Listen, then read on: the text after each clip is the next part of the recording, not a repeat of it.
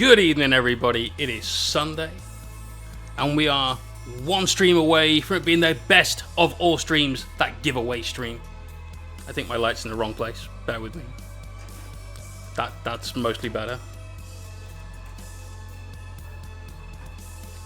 There we go. Sort of there. And I've left the kitchen light on, so there's all the shadows. Brilliant. Let's just do that then. There you go. Hashtag professionalism. Fuck's sake. Oh, I am ever so slightly late setting up the stream tonight, which is a shame, but it's because I've been doing some sculpting, which is not something I normally do. So recently we painted that massive Nurgle Demon Army 48-hour challenge. Achieved. Smashed it. Absolutely crushed it. And now I need to do all the actual units for the army that are any good. So we started working on some demon princes. I got the first one here. We're doing some weird Siamese style conjoined twin bloat drones. Bloat drones? These bloat drones? These aren't bloat drones. What are they called? Plague drones? They could be called plague drones. And this is what we've got so far. So we've joined the two up, sculpted a little bit of a belly on there, got a plague bearer hanging out, got some weird flappy fat bits, I guess we'll call those. So, Crazy Ant!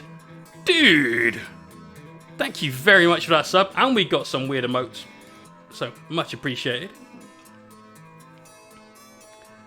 But yeah, that's what I was doing until literally 2-3 minutes ago, is just trying to get that bit sculpted. And that's only because I had some spare green stuff after sculpting the cables that are going to hold these half immortal, half death marks on to this lot of bases.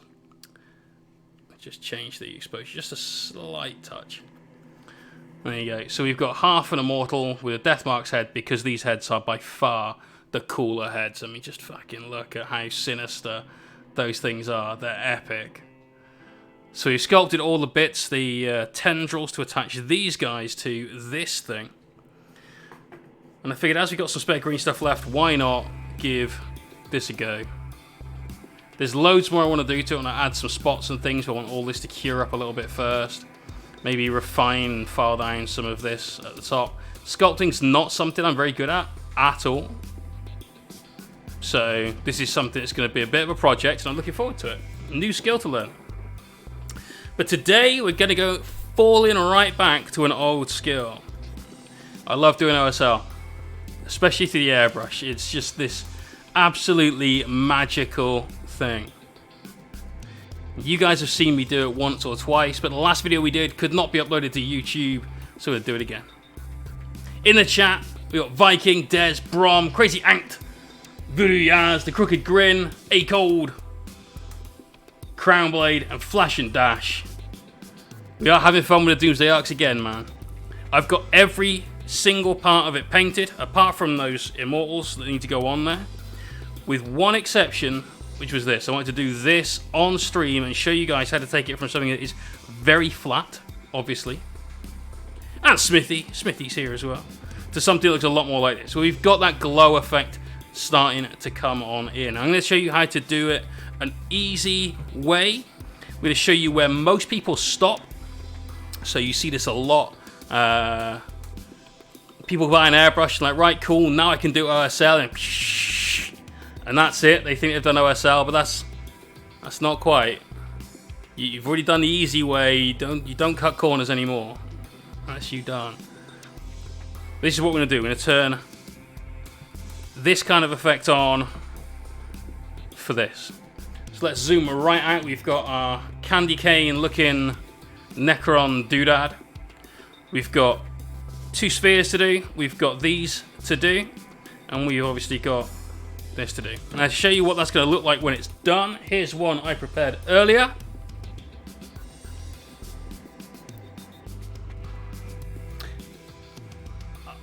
I do fucking love this. I just do. They've been such an absolute pain in the ass and so much work, and you can barely see a lot of this stuff underneath, but you can see it just enough for us to want to make sure we really make it a feature. Tic-tac-don't! Thank you for that follow. Demon Badger, what up? There's a little bit at the end. You see we've got this little glow coming from each one of these little cells. More of a refined, just a glowing sensation. Not a lighting up, just a glow. These are kept kind of subtle. Whereas down here, where the power is, obviously that's where we're going to be going full on with this glowing effect. So this is what we're going to do by the end of the stream. I'm going to show you where you can stop if you want to, and where you should then put in the extra effort if you have the time. Promise you, it's really not that difficult. As some people would say, secretly easy. There's no secret. The fucking secret's out. It's just easy. I've used my first time this weekend and did the base air on my first Leviathan Dread. Fucking cleaning the airbrush though. Dude, it does not take long at all if you've got a decent product. I always recommend that Iowata Eclipse for pretty much the reason that it breaks down super simply into 4 bits you really need to clean, and you're done. So good. Just, you can crack on with it, get going, do something else. It's really, really good. Everyone, if you're looking for an airbrush and you want to spend some money and get something that's a good product, not just grab something that is cheap, this is absolutely the one to get as far as I'm concerned. Right, let's fire up the compressor. Got our glove. Fish! What up, dude? Promise you I'm going to send out your winnings from last month soon. It's been a while.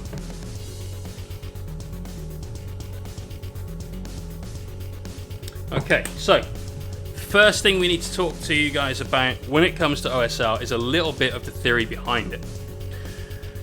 Normally we draw on the pad, so let's do that. Let's be silver pen. Going back to the good old standpoint of candle on a table, this time safe to YouTube, if you'd better use forever, exclamation point YouTube, go sub if you can. Stinger, what up? So, let's imagine you're in a room, and in the room there is a table.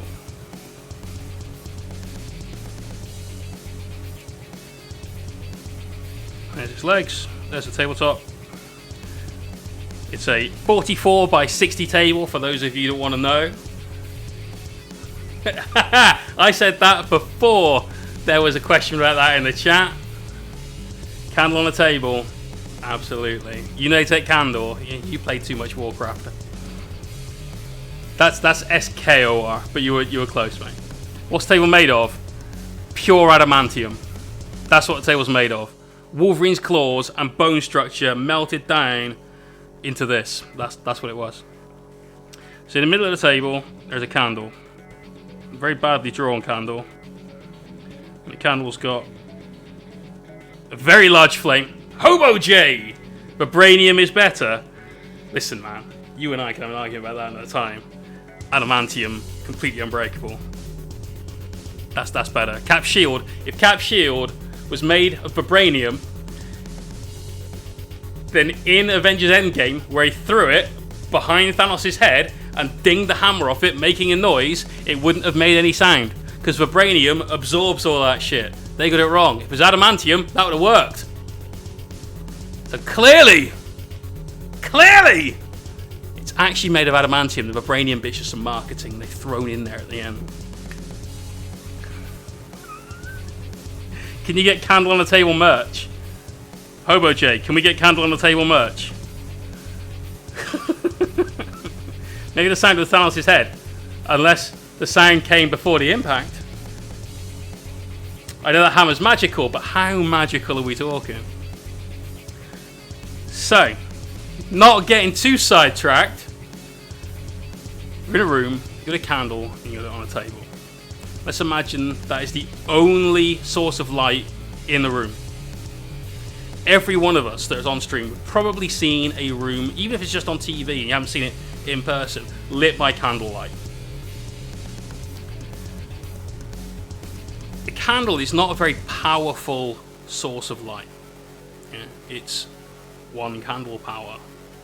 And so it doesn't emit a lot of light, and a lot of the light is right up here. So this bit's really bright, and the bit around this might be really bright, but the bit at the very edges won't be very bright at all. Mate, it's drawn to scale, so if that's a very big candle, that's a very big table in a very, very big room, so it's okay. So imagine that the candle puts out a corona of light about this big.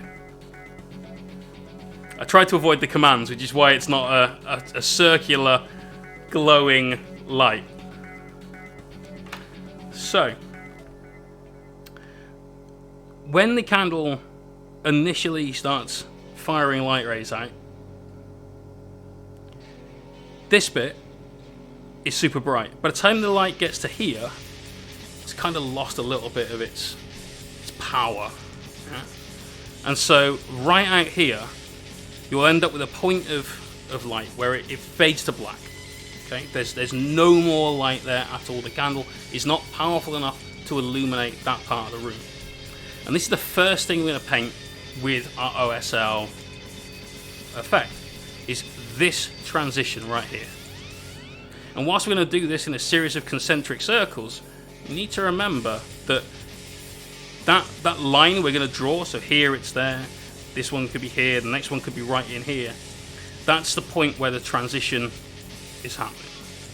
So right out here, there'll be nothing but blackness. In here, there'll be light, and between the 2 points, there will be a transition across it. Okay? So, you're referencing Rod Gilbert. I don't even know who that is. So, in the airbrush, we've got a lot of flow improver, and the reason behind that is we want the paint to be very, very thin while we're applying it, because we want to have the transition from absolutely no light to there being some light. So we're going to go with 2:1 flow improver to paint. You guys that watched the stream for a long time know me. You know I like to go at least 1:1 flow improver to paint, but we're going to keep this really thin now.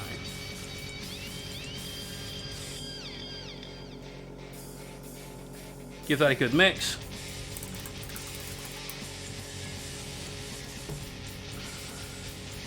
Is there a funny Welshman? Isn't Rod Reardon the guy from, like, My Family?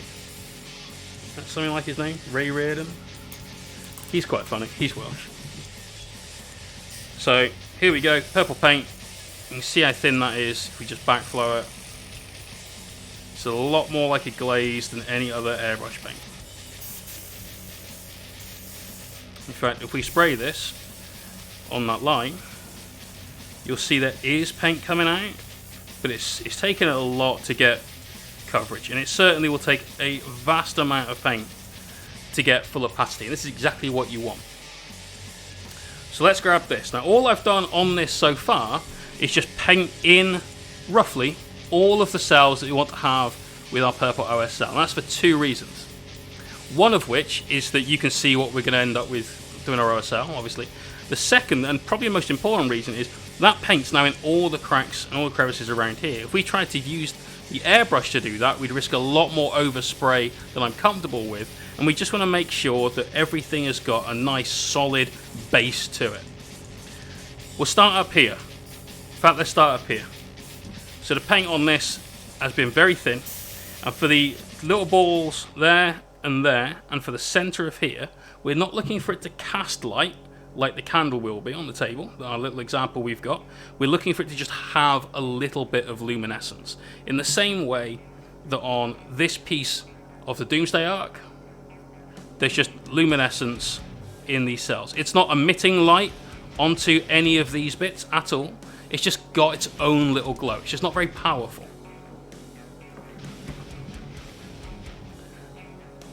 This is the same paint that we've used for our base coat. So not only is this going to help establish that initial bit of glowing light in a very subtle fashion,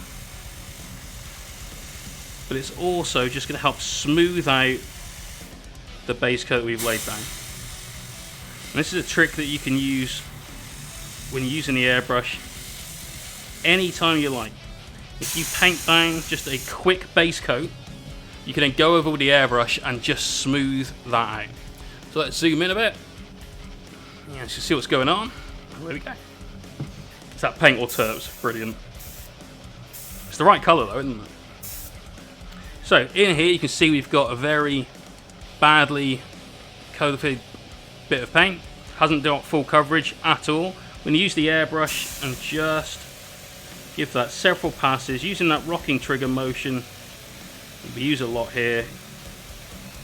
Get that nice and covered with paint. So now we've got a nice smooth surface.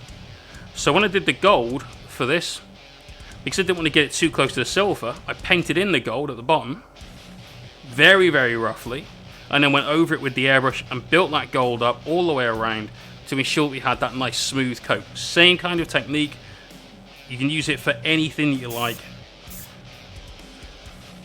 Right. Now on these, we want to have a little bit of a fuzz. It's going to end up with a little bit of a glow starting around each of these cells. This is that furthest line on the candles. This is where the light is at its weakest. So again, just going to get a good coverage in that center part, and we'll allow the purple to just come out a little around it. Now ideally we want to keep a recess between the two. So between this one and this one, we want to still have some gold showing through here. And that's going to help us keep them separated. It's going to stop the whole thing from looking like one big purple light. Because if that was the case, we wouldn't have bothered highlighting any of this with gold, which is what we've done. Wouldn't have bothered getting in there with a wash. We'd have just sprayed it all purple. And that's normally the first mistake that people make when it comes to doing any kind of OSL, even with an airbrush, is they just take the area as a whole and go, right, fuck it, all this can be purple. We've all seen, if you've used Instagram or Facebook, a lot of posts put up by people. Sometimes it's people that are just trying a technique for the first time. Other times, and unfortunately quite commonly, it is commission painters that are just adding an extra part of their service. OSL is something that it's usually quite welcomed by people. Yeah, almost every commission I've done recently, people have said, oh, can you do some OSL? Can you make this bit glow for me? Sure, no problem, we can do that. It comes at an extra cost. And for most painters and for most studios, they'll stop at the airbrush stage and they won't go further. Now, I'm going to show you how to get to that. Then I'm going to show you how to take it one step further, well, 2 steps further, and really make it shine. Have I built any Lego Imperial Knights? No, man, I haven't. They weren't mine. I don't own any Lego, not anymore, which is such a shame, but Lego is fucking expensive now, man. I mean, I guess it was always expensive, but hot damn. Those guys are raking in. What's more expensive, Lego or Warhams?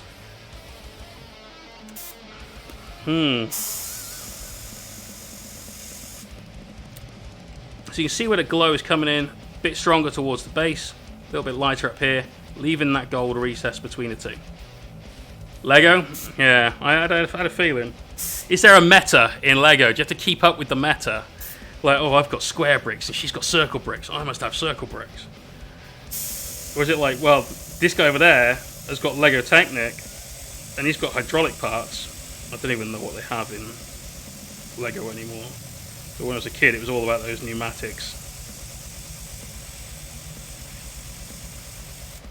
Had to make sure your car had a little electric motor, could also bounce up and down like some street ganger's hot rod from LA. So there you go. See that little bit of a fuzz just starting to come out around these, and it does fade just into the gold on both sides. Snake! Thank you very much, mate. Thought Lego was based in Europe. Lego is originally Danish. Like, Legoland was in Denmark. I remember that because my parents went there when I was about 5-6 years old and left me and my sister at home. But I don't blame them, they needed a holiday. But, motherfucker, you go to Legoland. You go to Legoland on holiday and leave the kids at home. That's just cruel and unusual punishment, man.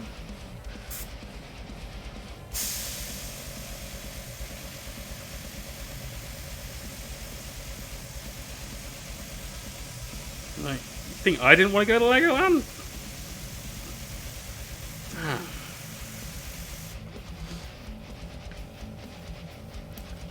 There are country-specific things. I'm not surprised. Not surprised. Got to get on that Lego black market, clearly, and just sort of rake in the good deals.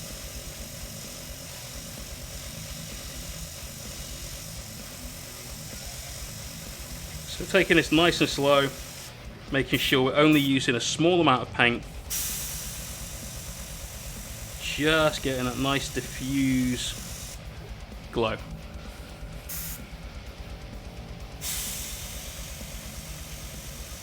So I've seen a few people already pop these commands in the chat. Exclamation point, oh, hello. A little bit of a splurge there. Exclamation point Judy, J-U-D-I, and exclamation point S-K-O-R for score. You guys have decided as a community that when the Indomitus box is released and we do our release weekend streamathon, it's gonna be one of those two kits from each set that we paint. Did I deserve to go to Legoland? Hey, at 5 or 6 years old, I was an angel. I was an angel. At like 15 or 16, I was the devil. A lot happened in those 10 years, clearly. Like, it was a hell of a transformation. Like, your dad's currently building a working Lego technical model, a bagger to it. I don't even know what that is. That's crazy though. That's a big old kit.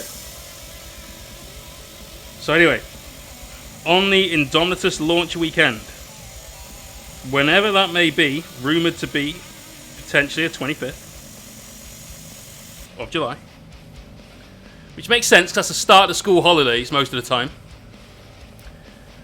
We're going to paint one Judicia and one of the Scorpeth Lords out of a set.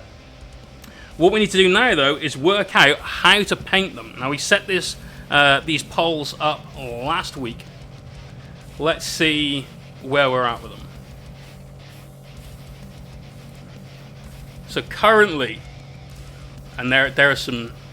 So here's the chapters for the Marine dude.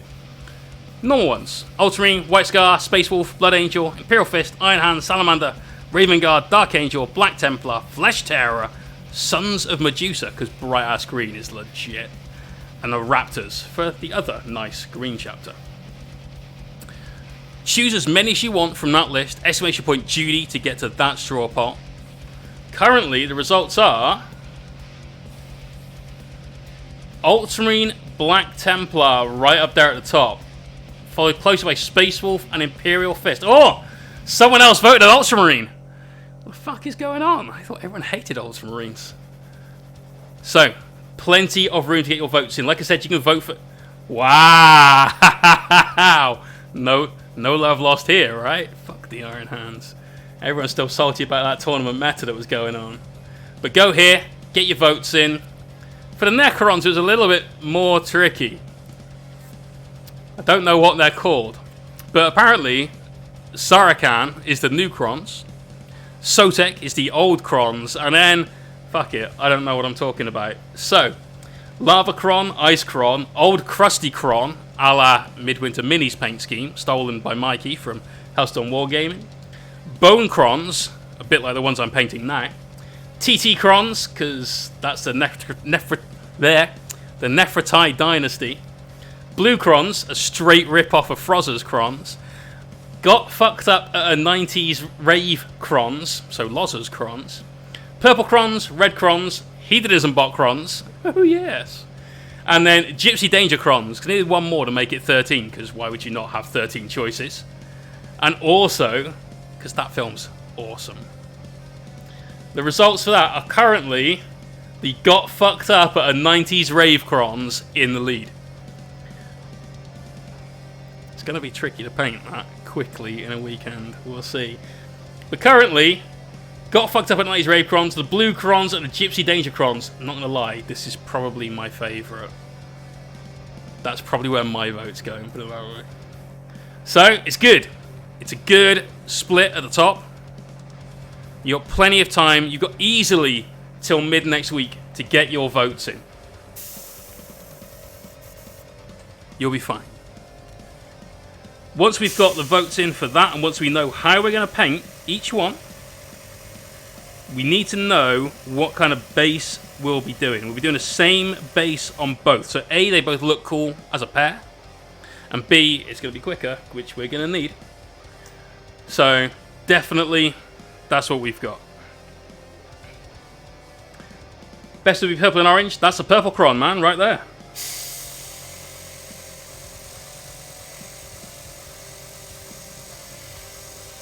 So again, back to these, gently fuzzing in those outside edges. You can see it's pretty straightforward. None of this takes a lot of control with the airbrush. Obviously, you've got to be kind of on point with it. You've got to make sure you know where you're aiming. Don't stray too far from the sides. Tasselhoff75, thank you for that follow. Welcome to the stream. But it's just a case of taking your time. And I know you might be thinking, well, this takes ages. Why don't you just give it a quick spritz with the airbrush, man? Well, airbrushes generally save us a whole hell of a lot of time, right? I can paint this with a paintbrush. I can do it the traditional way of painting OSL. It's actually not difficult. It just takes a very, very long time. So the airbrush is saving me a tremendous amount of time already, which means there's really no need to rush. Yeah? If this is already going to save me 5 or 6 hours, then I've got a couple of minutes I can spend extra on doing it. Hicko! What up, dude? Josinator, thank you very much, man. This is one of our Doomsday arcs. I say ours. These are for a commission. These are for Ben. Here's 2 that are nearly finished. They just need the conversion bits attached. The Baguette of Death. Looking sharp, though. Looking very, very sharp. We'll have more of these to paint come release of the new stuff. And then a slot opening up in our painting schedule. So probably towards the very, very, very end of this year.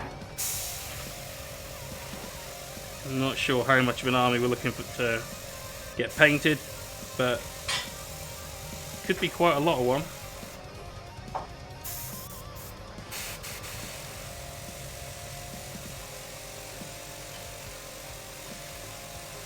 Between now and then, we've got potentially, I'm not sure if this is still definitely on the cards, but we've still got Magnus the Red to do for Rocky. We've got Khan the Betrayer to do, which I'm definitely looking forward to. Love that model. That's the new version as well. Super happy about painting that. Got traditional World Eaters, so that's the red and sort of brass / gold.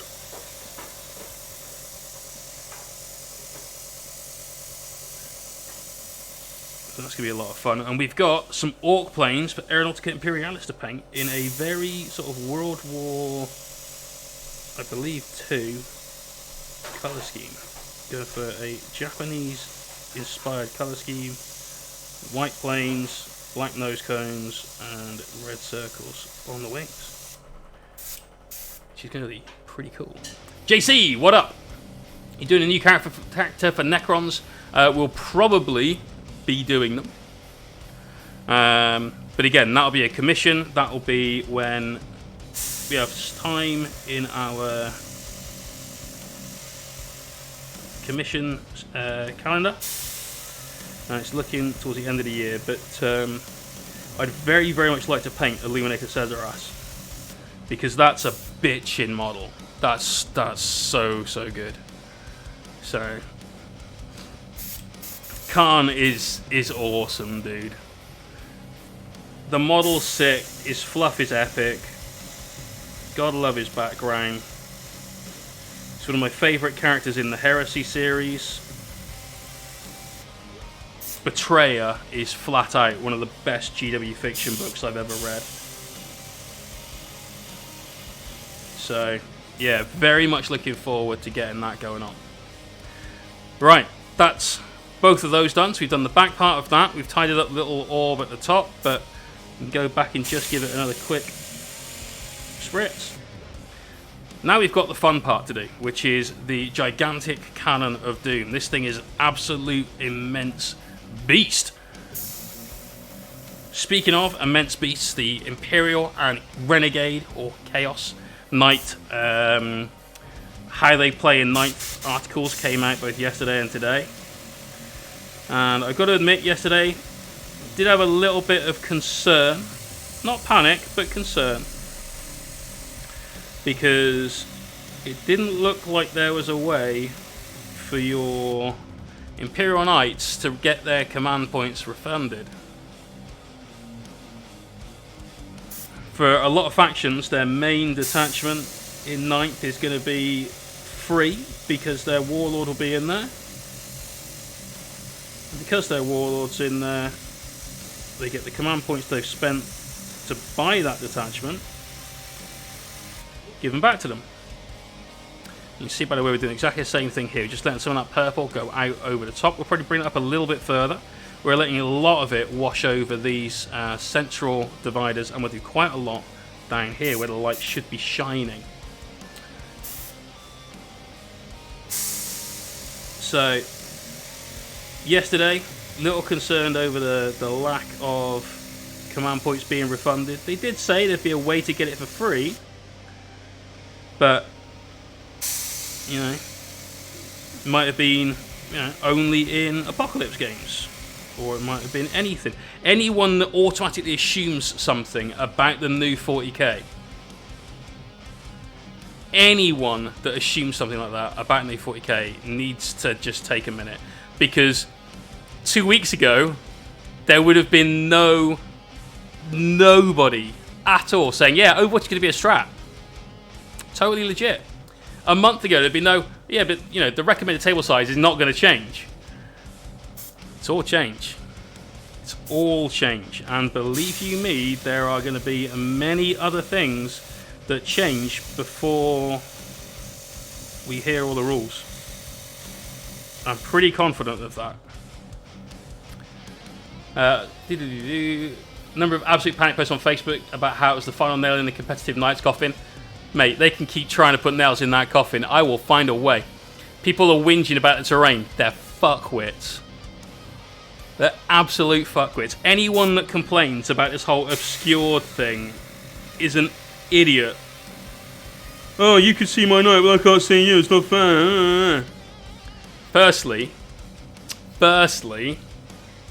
if they're behind the cover and not in the cover, they're not getting a cover save from my indirect fire weapons. So I'm alright with it. Anyone assumes something, sells a Tau army. I tried to pick up a Tau army on the cheap, I'm not gonna lie. We were looking at eBay going, right, what's out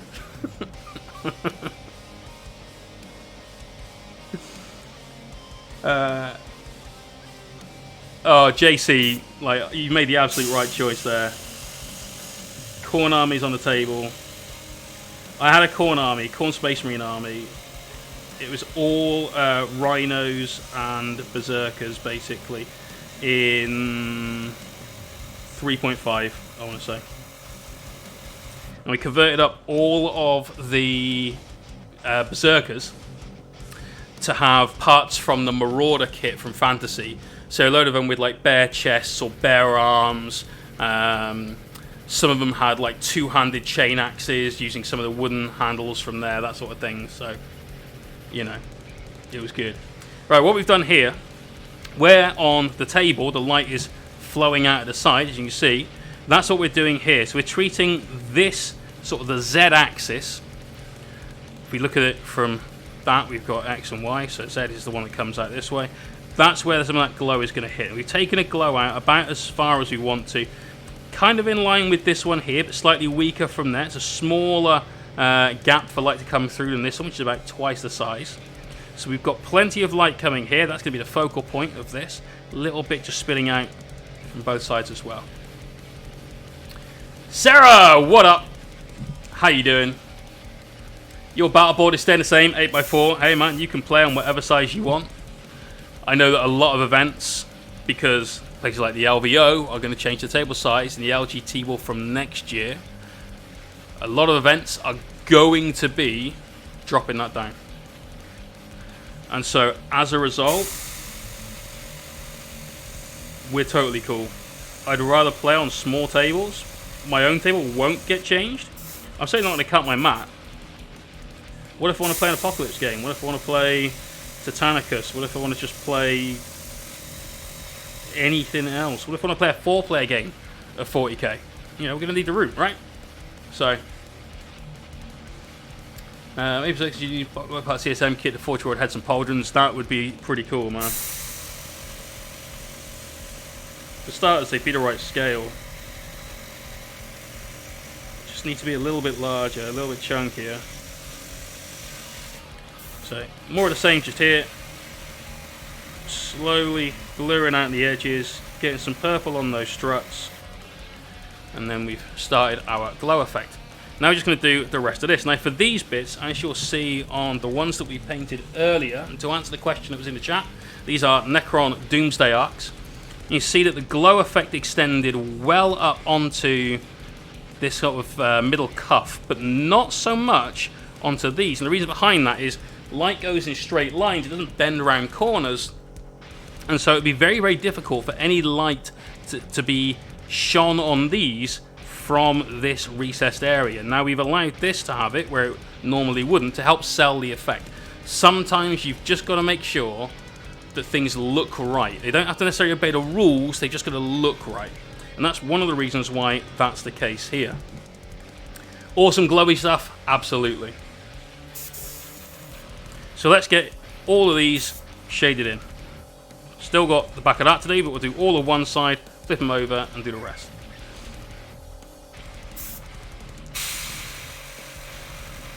So just make sure that you don't get any spider webbing, so be nice and gentle with your airbrush.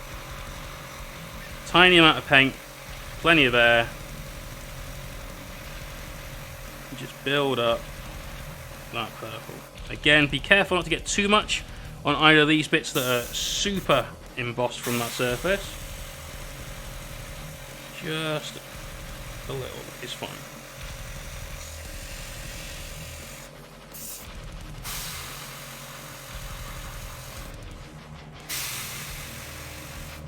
There we go. So we've got a nice strong solid purple in there. You see there's a massive difference between the inside of this and what we've got here. We put that weak purple wash on earlier on.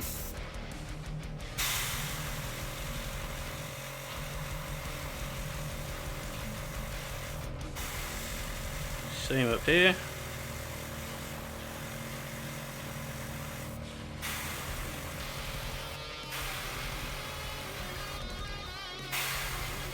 And it's just rinse and repeat for the rest. So whilst I'm doing this, what have you guys been up to recently? What awesome hobby have you been doing? We will, of course, be having our work in progress gallery later on. So if you haven't got any pictures already, go take some.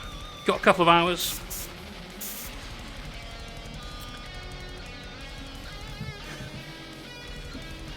So awesome glowy stuff. Is that going to be the theme, Sarah? Is that what we should do? Awesome glowy stuff.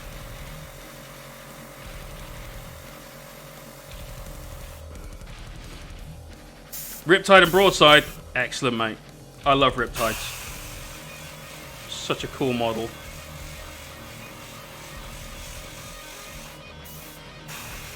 Little bit hurt in ninth because can't fall back from combat and shoot.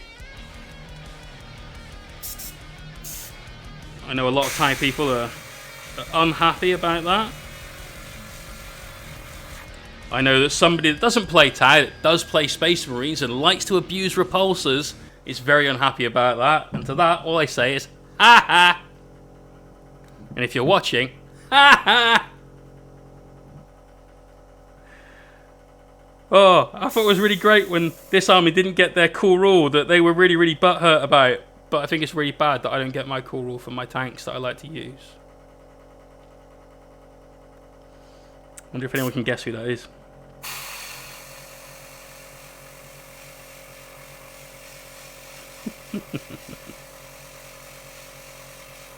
Oh, got to press the YouTube button. Almost finished painting up those base I cast. Damn, man, you've gotten on pretty well with those then. George is very happy, I know. with the bases that you've done for him. I think they came out really, really spot on, mate. For those of you that don't know what I'm talking about, the Johnsonator, that's Lee in the chat, has recently had a go at casting with resin his own bases,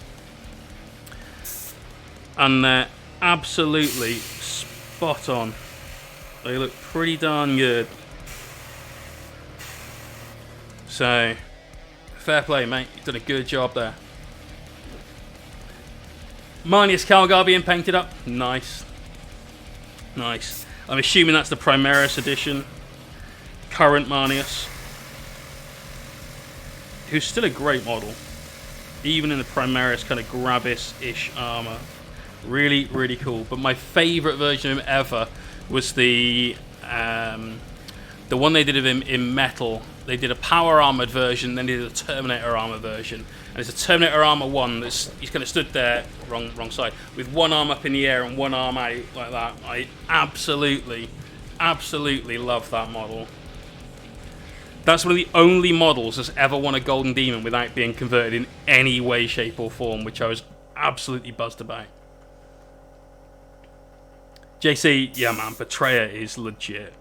It's such a cool book.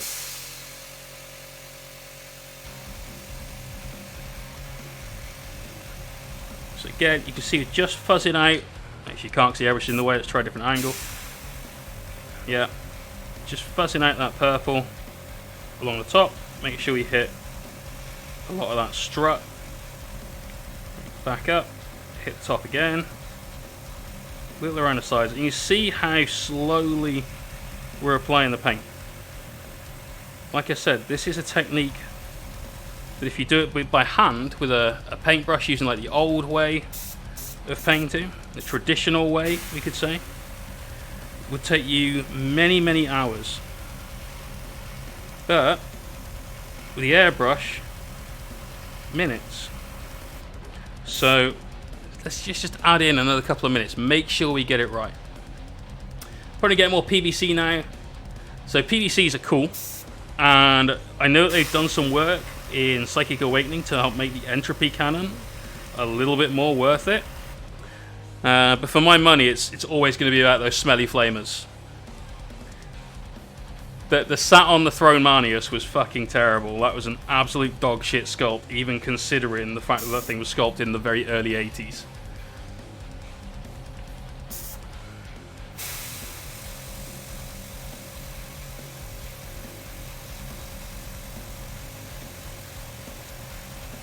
Also, can I just say how I secretly love, well, it might be a secret now, that I love how many secret Ultramarine fans there are in the chat. Because Ultramarines being top dog in that exclamation point Judy vote. That's amazing. I put Ultramarines in there going, I'd like to paint him as an Ultramarine, that'd be really, really cool. I love the blue. Thinking, well, no one's going to fucking vote for that though. I might have to rig it somehow. Just to paint the Ultra. But people are liking it. If you don't want to see me paint an Ultramarine though, exclamation point Judy, head over there. Go cast your votes. Latest pair of Hellrings done. There's just 2 Warglaives that Castigate and a Frithron to do for my House Raven army to get to the magic 40 nights in total. Do you know what the downside is for that, mate? Is that the entire army is House Raven. It's all about House Crast. All about House Crast. Love those boys. Best giant sloppy robots. House Crast. Hiko's an honest man with pride in his Smurfs. That is correct. Yeah. You wear your Smurf badge with pride, Fish. Is this the right month to be talking about that?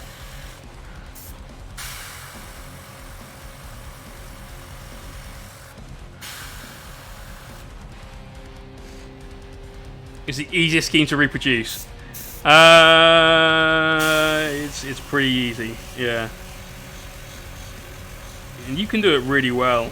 Like, I think Ultramarines look super cool when they're done in that very sort of fresh parade ground look. I really like it. Dude, you already see Ultramarines a fair bit. There's a guy, he's an absolute baller. His name's Sebastian. He was the German ETC captain for Warhammer 40,000. I got the opportunity to play him in Amsterdam last November. What an awesome dude. Absolutely awesome dude. Played his Ultramarines with my Knights to a narrow loss. I think it was something like 6-point loss, which in ITC is sort of knocking on what feels like a draw. And his Ultramarines just had this amazing mobility because everything could move and shoot in a tactical doctrine. So, Rocky, how you doing, man? Just talking about you. Are we still on for doing your Magnus the Red come September-ish?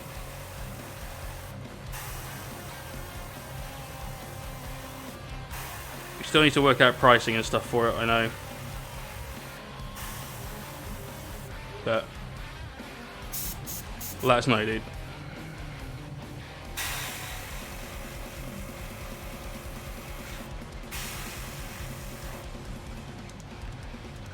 We are? Awesome. Awesome. The Psychic Death Pigeon awaits.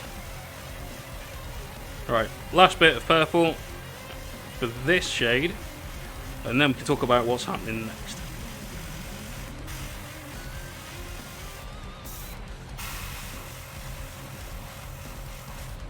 So there we are. Let's just give this a quick once over, make sure we fit everything as well as we wanted to.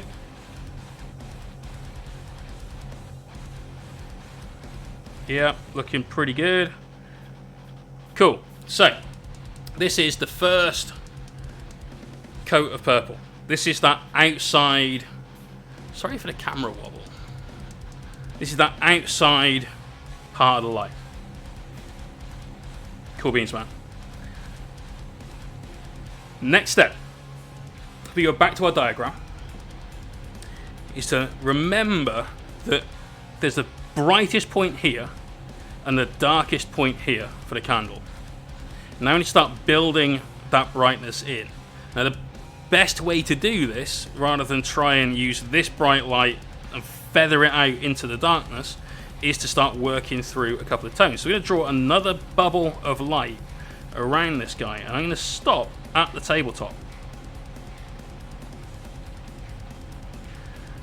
So with this bubble, all of this section will be illuminated by it.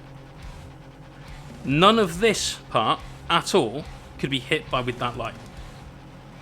Yeah, Rock, we do. We're going 2-to-1 flow improvement of paint, which is about twice as much as I would normally thin the paint. But especially for this first pass, to get the paint to just fade into whatever colour we've laid down on the armour. So in this case it's silver or gold. It could be anything that you've put down. It could be flesh tones, someone actually holding a torch. It could be anything that you wanted it to be. But you need to make sure that that thin coat of airbrush paint brings it from there's absolutely no trace of it here to there's a trace that we can definitely easily see in that line. Not sure you can tell yet. Fist will probably be very strong still. Having the ability to ignore cover in 8th is massive. I imagine that in 9th that will also be the case.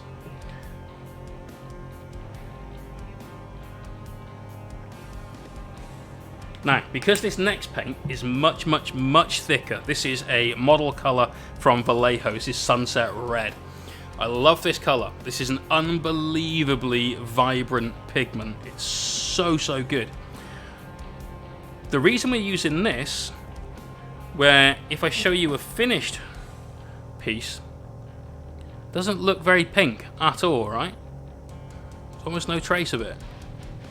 The reason we're using this is because just between the lightest point and the edge of our darkest point, this just adds a little bit of vibrancy. And if we didn't do it, when we put on our last highlight here, it would be very pastel. It would lose a lot of its oomph. It wouldn't get so much of its potency or its power. And we want to make sure that this effect that we're spending time doing looks striking. So whenever you're doing any kind of OSL style work, always make sure you have at least one coat of paint in there that's got a colour with a really strong pigment strength, because it's going to really hold it through. It's going to carry weight all the way through to that final highlight.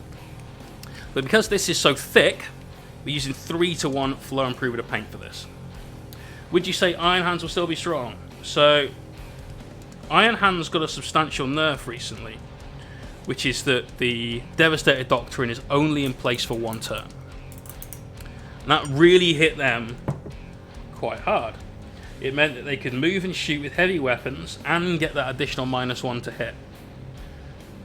Well, now only infantry don't get that move and shoot with heavy weapons rule throughout the entire game. So now any chapter in turn 1 is basically an Iron Hand. You're not getting extra -1, so your Stalker Bolt Rifles, not so good as they are in an Iron Hands, but still solid.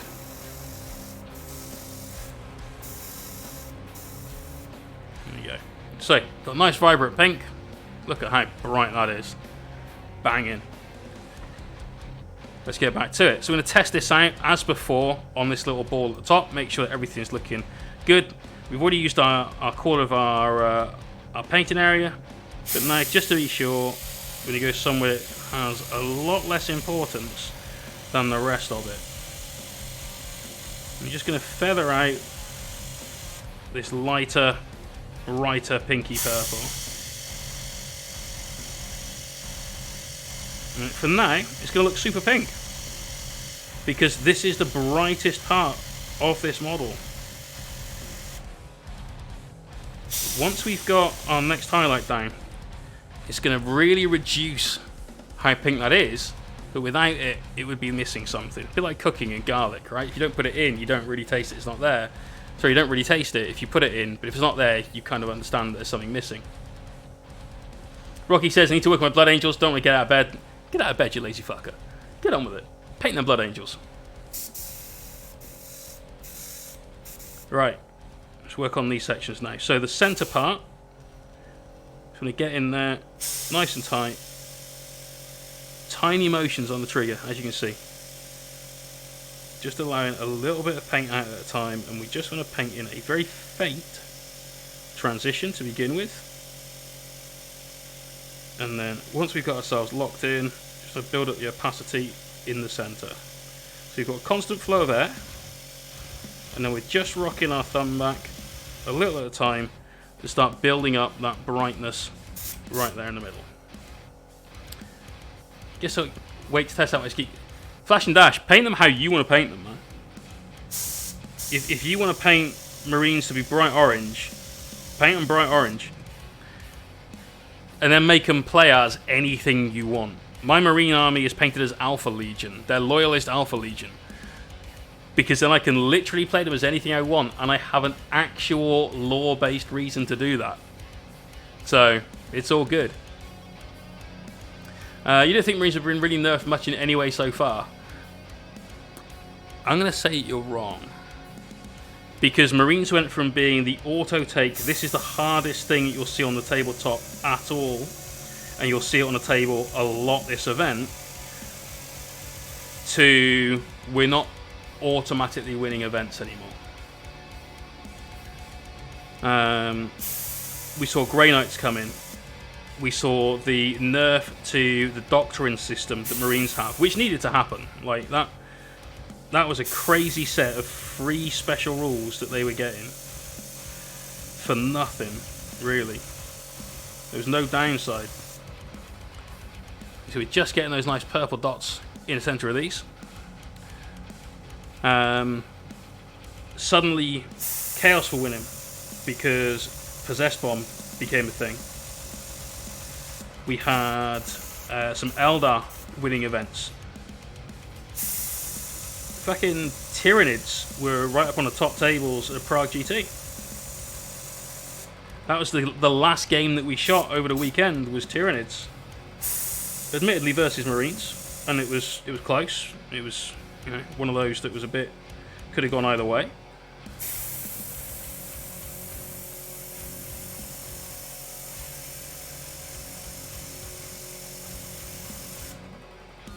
But the Brohammer unkillable Leviathan list, that got immediately shut down. That nerf happened at the end of 8, but let's not forget the fact that any Marine player, prior to that codex coming out, and really prior to the supplements coming out, was sat there looking at their army going, well, I might go 3-2. If I play really well, I can go 4-1. They were looking for a really tough weekend. So I'm glad they got a buff, but I think it should have stopped at the Marine Codex coming out and not the supplements. Because when they got that Codex, every Marine player was like, wow, this is amazing. My army's going to be great again. And then the supplements came out and then went, what? What? Just going to paint with Iron Hands. I love the lore. We don't want to be awful on the tabletop. There are very few places that you'll go to that will enforce the rule of you've painted them as Iron Hands, therefore they are Iron Hands. SM Battle Reports is one, but that's because they really want everything to look exactly as it should be on a tabletop. And I fully respect that from them, but most tournaments won't do that. What you could do is paint them as Iron Hands and give them a different logo. Different chapter emblem, therefore you're not Iron Hands, you just look like them. Besides which, all the bionic shit, that looks cool. That looks really cool on a Marine. Right, let's get in here, do the same as I did before. So start off with some really light trigger pulls, just feathering out that purple, helping build that transition, and then lock into the center and just build up the opacity right in the middle. AMC Kitana, thank you for that follow. I think I only played Death Guard from the point we got supplements. Fair. Death Guard are looking damn good right now though, man. I still kind of want you to get that Spartan. I think that's definitely a strong build. I mean, you could Cloud of Flies every turn instead. Just walk them up the table. But it's a Spartan. 8 las cannons. It's a beast.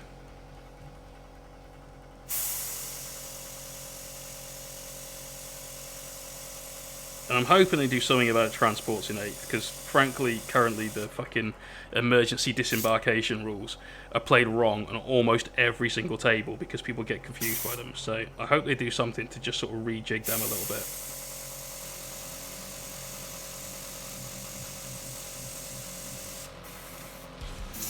Just need to clean the tip on this a little bit.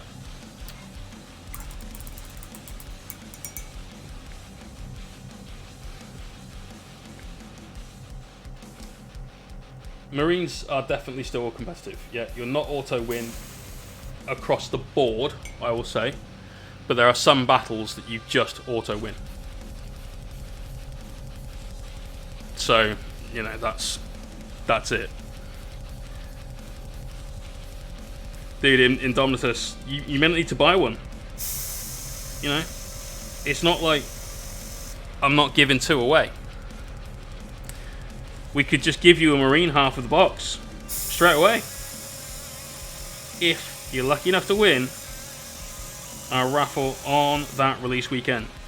Not only will you win the Judicia, which we'll be painting on stream, or if you're a Necron fan, the Scorpeth Lord, who is a beast and is pretty chuffing huge. That's a big old boy.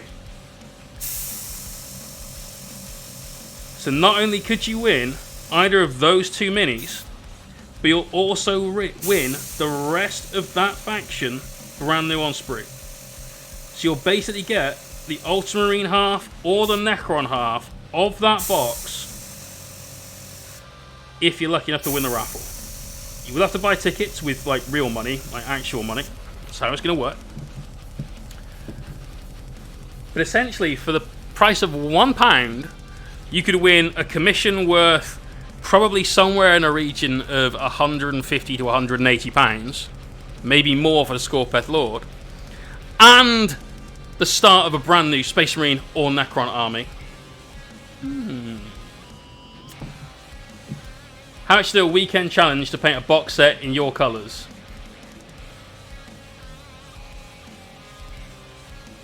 I can't do it, mate. So Blue-Eyed and Furry is the guy we're painting this for. I don't think I can do it because the...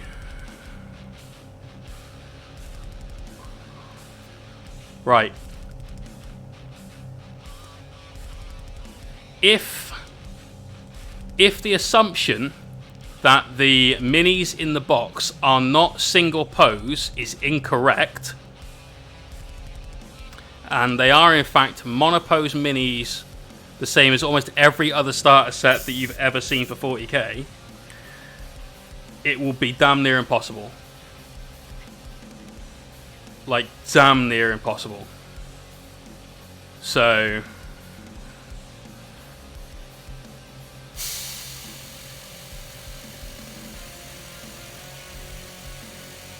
could I do it? See, I always like trying to push myself for shit like this. That's why we did that Nurgle army, the demons, just last weekend. Just all of last weekend. 35 hours. Job done. Job done! So, I just don't think I can do it, man.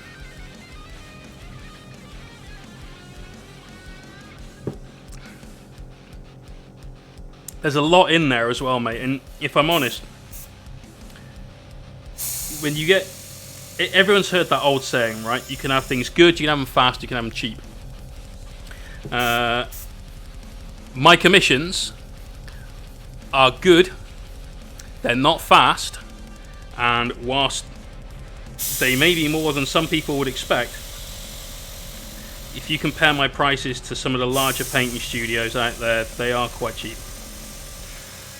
I'm not talking about individuals at those studios, I'm talking about the studio itself. So, reasonably, you get a good deal. It takes time. And we've been working on these things for 6 weeks, I want to say. And that obviously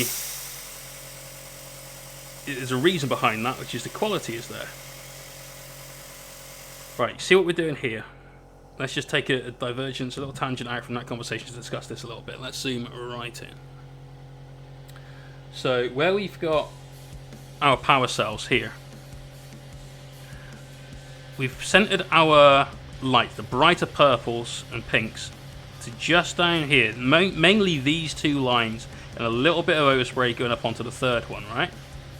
And the reason behind that is we want to get this, the darkest purple there and the brightest purple here, right next to this where it'll start shining its light out. We've then turned the mini this way up, and if you look at the difference between the two sides, you can see quite clearly we've added in a fair bit of this purpley pink mixture onto these areas. Now I'm going to come back in and add just a little bit more. I want to up it just a little. But that's what we're going for. The brightest part of the light down here, because it's down here, it will shine out onto this a little bit more strongly. And that's going to bring us in from the transition, not only the second point, but the one where we come right in towards the candle. That's going to help us out there. So when you're doing any kind of OSL, you've got to have a little bit of forward planning, a little bit of forward thinking going on. But it's all good. So let's up it a little bit there. Just to the peak of that triangle. Not going to go out too much on the cables, because that light's getting further away now. That's where we need that transition to go from this colour through into the darker purples, straight back out into silver, and no light being spilled over. So let's just hit in there, like so. Okay, now we do the underside. Same deal, but in reverse. So we're coming into the middle. I need to find another angle to airbrush at, because frequently it gets in the way when we're zoomed in. There we go. Just build the pink in there.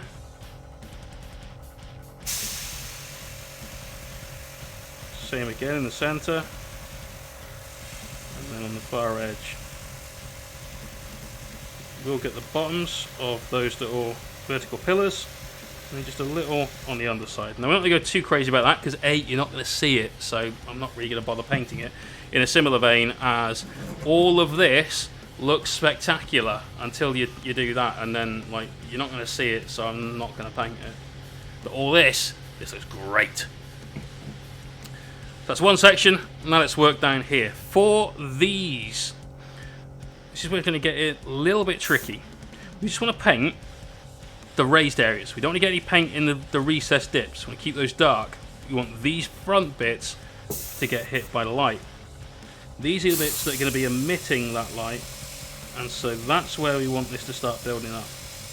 Going to get a little onto these sections, these sort of cuffs that we've got going on.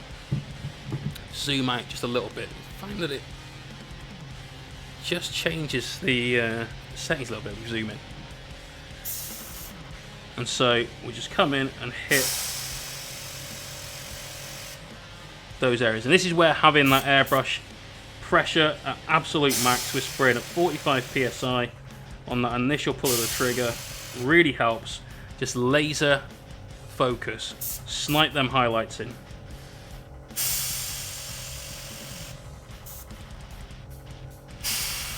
That and a lot of time spent fucking around with the airbrush. Right, you're going to need to practice to be able to do that from distance, obviously, but it's well worth having that practice. We're just going to get the bottom of these cuffs. Okay, got a little on there, but we've removed it quite easily. We can afford to do stuff like that because all of this had a good varnish before we went into the OSL section. So, if we find a better way of holding this, we get access to these, and then same again. So just snipe in those highlights. Try and make sure you guys can actually see that. It's tricky. This is kind of like shooting from the hip. This is going to take some getting used to.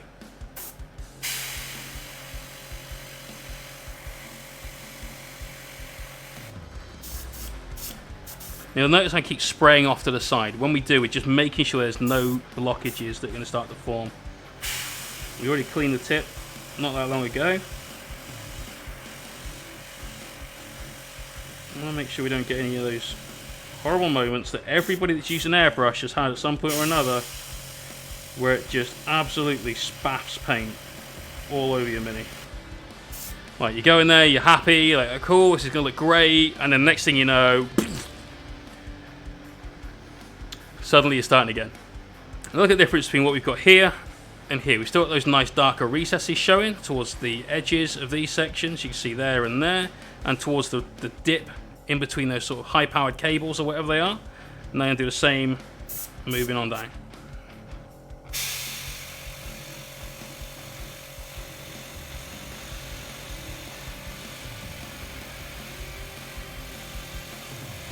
Apparently Ultramarines are winning the Judicia vote. So if you don't want to see an Ultramarine, exclamation point Judy, J-U-D-I, in the chat, go vote.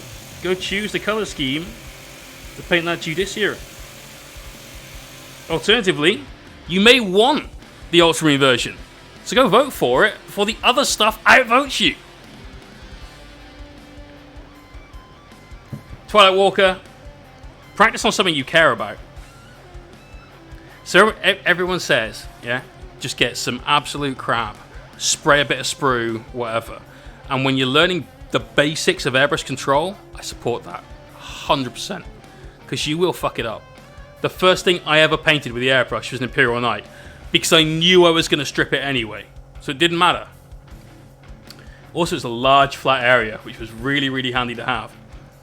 But I started learning techniques like this on minis I gave a shit about, because then you can't fuck it up. You need to be concentrating and you need to get that right, otherwise you're starting to get on something that really mattered to you, right?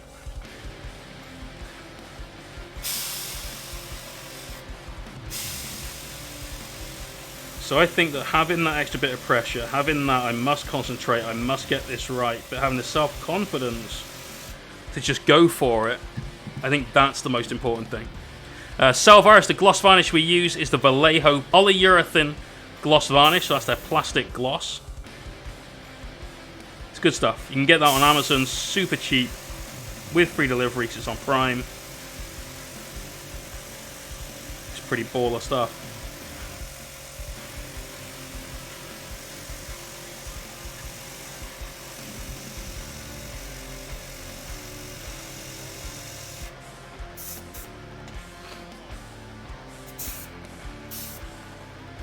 Trying to find a good way to hold this while still stream it is tricky.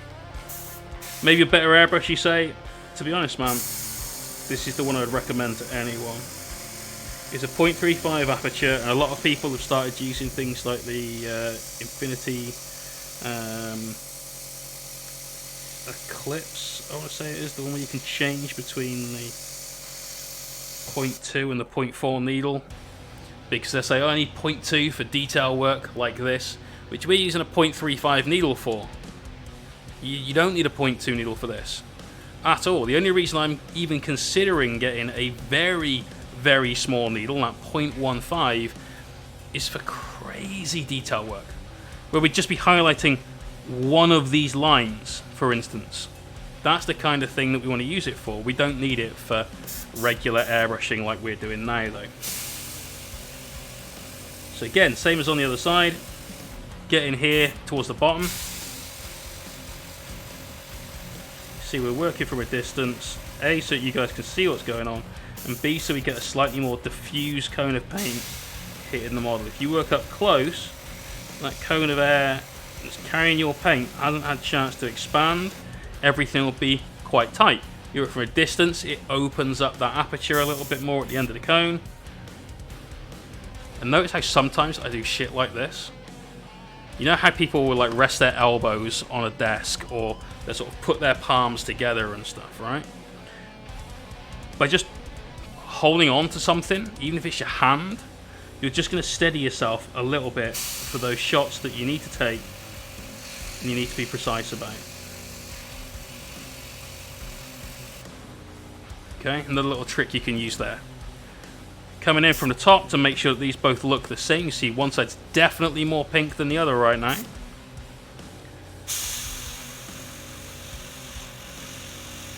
Get those sections, hit this little corner on there. I'm using a lot of that back and forth needle on the trigger, as you can see, to help balance those two out. And the light's making it a little bit tricky to see. My lighting setup isn't what it's normally at today. That light, for instance, is normally much further down. And then again, on the underside, same deal. So just get in there, nice and loose. Boom, boom, boom. And we've still got one airbrush highlight to do on this, so we're still leaving some good spaces in there, making sure we've got plenty of room for the next transition to come in. But certainly filling up what we can do with these pinks.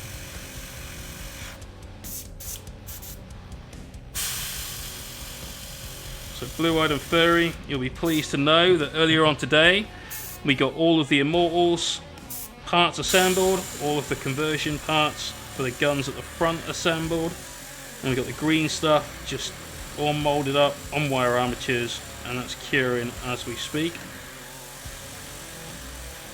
So ready to get some paint on with those. Now I'm thinking, you said you like the gold and the only thing you could ask for is more of that on the Mini.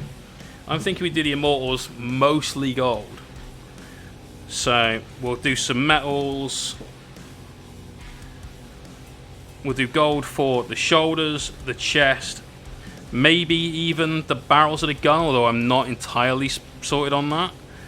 The head plate and the front, not the one on the side, so not the back of the head, but this front section of it. And then we'll do the arms, back of the hands, bone. We've got some silver to do in around there, and probably silver for the majority of the gun. Now, in all of these sort of scenarios that I've put together for it, this is probably just going to be metallic color. Unless you specifically wanted that done as like power sword style, and you'll see a few of those in here where you've got those beautiful fades from one color to another. Unless you specifically want something like that, we'll just do it as silver. But let me know what you think on that. For the pipes, the arms that they're on, those cables, just going to be bare metal, I think. Otherwise it will detract too much. Behave.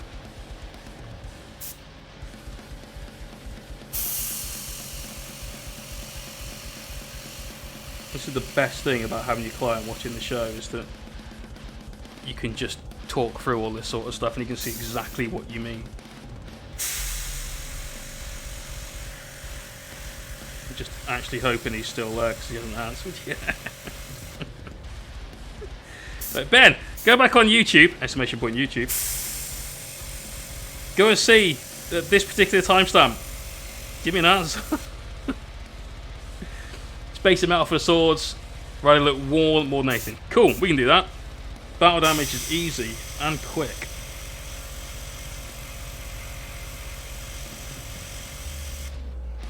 But otherwise, everything sounded good, right?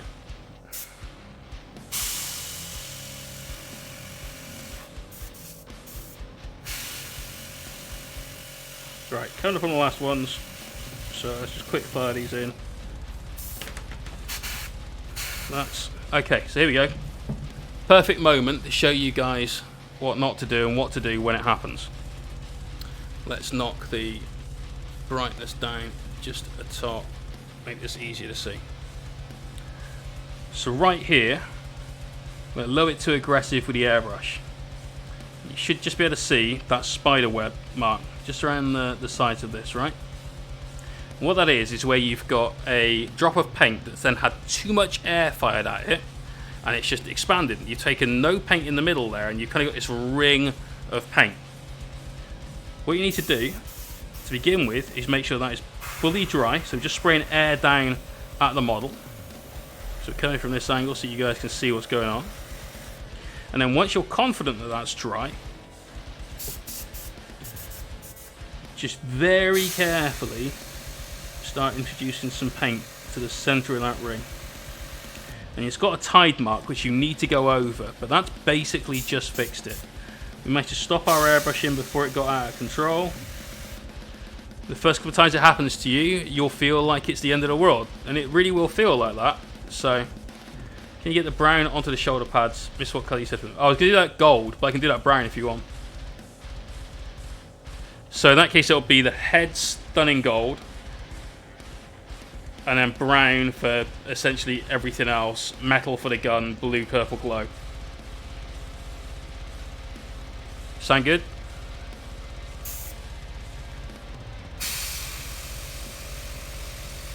The reason I was going to do them gold was because they're more part of a machine than they are part of a troop. But we can do them brown. I've got no issues with that whatsoever, man. That'll definitely help unify it with the rest of your army.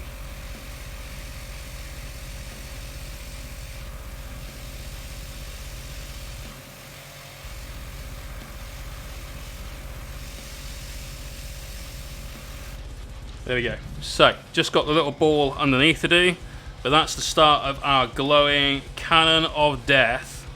In fact, that's nearly the end of it, thinking about it. Back that off a tad.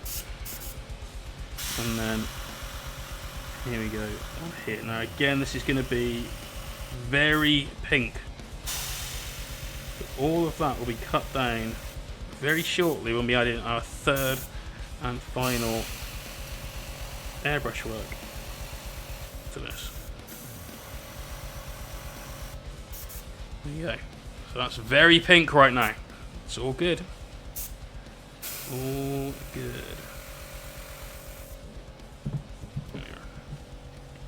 To intern between the brown to unify regular immortals and the gold stand out more. What? Intern between the brown. Oh, I'm torn. Fucking hell, mate. I'm dyslexic. Don't give me the cryptic crossword as well. Dear Lord.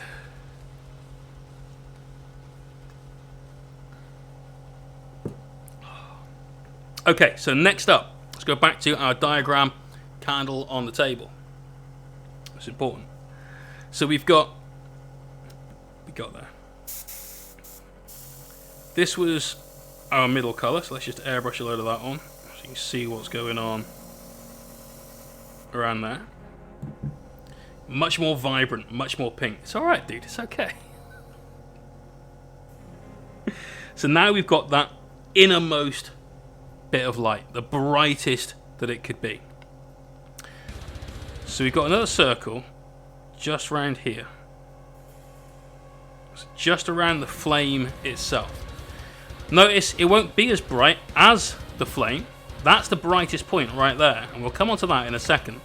But it's this section of it there. Also notice how it doesn't touch the table.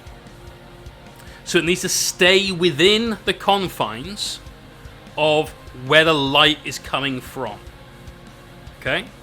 Obviously, if you were painting a candle, you'd hit this top section of it, where the wax finally sort of terminates and the wick comes out.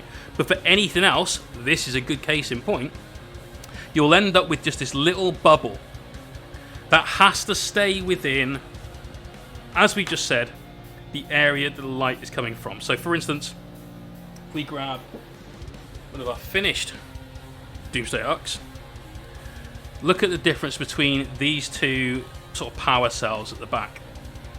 Yeah, if you look on the 8 little spokes that come out of it, they've got that nice little bright highlight in the middle, the larger one in the center, where we just got a nice soft glow. That's just that little bit brighter in there, and that's what we're working on right now. We've still got 2 steps to do after this. I'm aware that it's now 10:30, so we'll get a bit of a move on. I'm going to use a load of flow improver because what we're going to do now is going to add a very light colour into the mix. So we're going to add in Menoth White Highlight. This is a P3 colour. You can see it's a very nice bright bone. Absolutely a colour that every single hobbyist should have. I add this in to pretty much every single model I paint in one way or another. This goes in. Now we're working about 3 to 1 drops of flow improver. So I've got 3 drops of paint, 10 drops of flow improver that have gone into our already quite thin mix. Why is it so thin? We alluded to this earlier on. It's because we're using something that's really, really bright. What we don't want to have happen, this happens a lot when you use any kind of bright bones, whites, any sort of champagne colours like those sickly skin, so now where it's got a little bit of blue mixed in, anything along those sorts of lines. They tend to be slightly thicker pigments, and as a result, if you don't thin them down enough, you will get a lot of speckling going on. So it's worth taking the time, spraying your palette. You'll see that I'm doing a lot of that just down here to make sure that we can work with a very, very thin, sort of dusty coat of paint without having too much speckling. That looks pretty good to me. And this is for that inside track. So coming in just around here. Alright, so you can see the progression. Super bright. Kind of a vibrant colour and then very dark. Now obviously it looks very bright because it hasn't covered the silver very much, but look at where it is on the black on each of these on the cutting board. So dark, vivid, bright. That's where we're going. So as before, start with something that we can easily correct rather than something that's kind of intricate and detailed, and just paint one of these little balls at the top. We just pop in there, and we're looking to hit quite a lot of the front of that.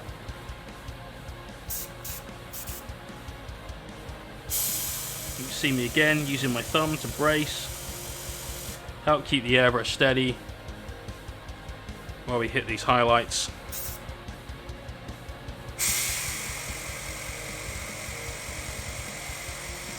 Okay, now that has got a little bit of speckling, so I'm just going to clean the tip. It's fine for that. We'll just give it one more quick pass though once we've done this.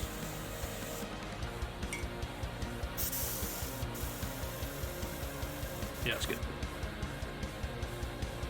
And that'll happen a lot more as you use brighter colours with an airbrush, so just be ready for it to happen. You'll have no issues whatsoever.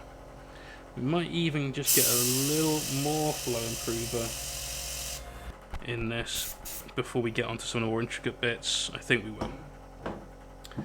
So we were doing 3 to 1. Let's do 5 to 1. For the con! Thanks for that sub, dude. Much appreciated, man.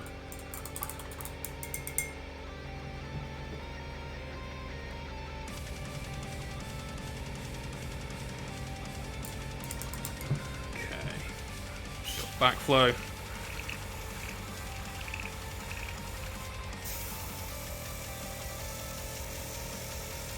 Okay, that should be fine.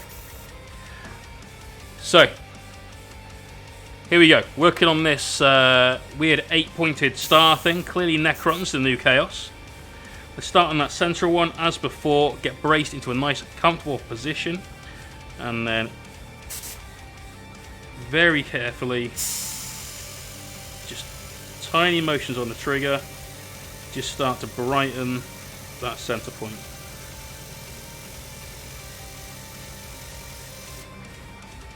Like so. So you see already that's got a much more brighter, pronounced effect than the rest. This is exactly what we're after. Get a little bit more right there in the center. We're all good. Now let's do each of these 8 spokes. And what we did last time was that little dot of purple in the center. We're going to do exactly the same again. So just carefully come in and hit those little highlights right in the middle of each one. Now you'll notice, if we look at the difference between this one and this one, this is very, very pale and very pastel by comparison. Now if we didn't have that pink there from earlier on, we'd go from essentially this purple color to that very, very pastel bit. It would look very wishy-washy. It wouldn't have that vibrancy, wouldn't have the strength or the power that we've currently got from it. And that's really important to me. A lot of my painting is super high contrast, comic book, cartoon styles. It's how I love to paint. And so building that extra bit of vibrancy in there whilst we did our highlight, you know, like kind of 2 birds with 1 stone thing, all about that. In a minute I'll show you the difference between this one and the one on the other side, so you can see just how much of an effect this little highlight has had on what we're working on.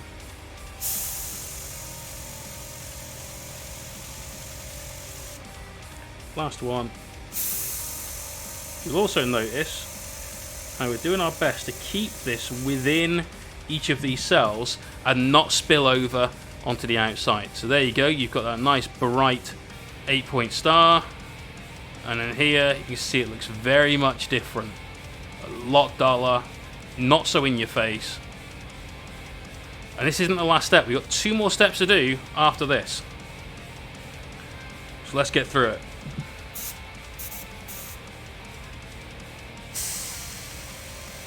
Get on the middle of this.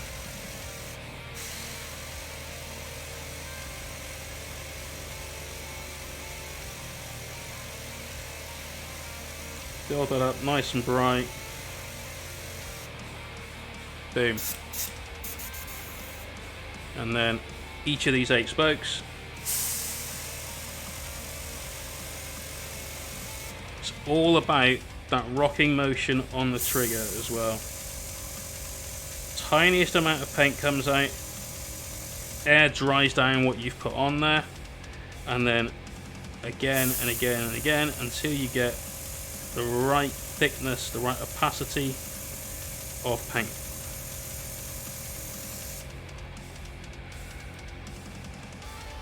It also means, if you get used to doing that sort of thing, that if you are ever so slightly off target, you've got time to adjust before you lay down a nice thick coat of paint. Not doing that fully opaque pass all in one go.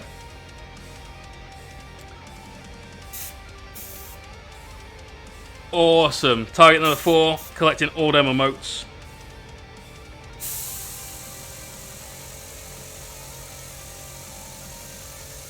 That's quality, dude.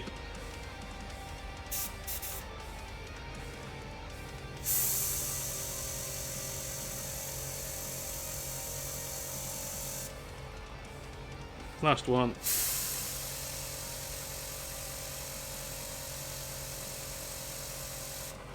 There we go.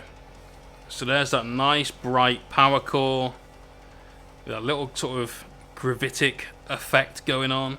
Super simple. Now a lot of paint studios, a lot of painters would stop at this step here.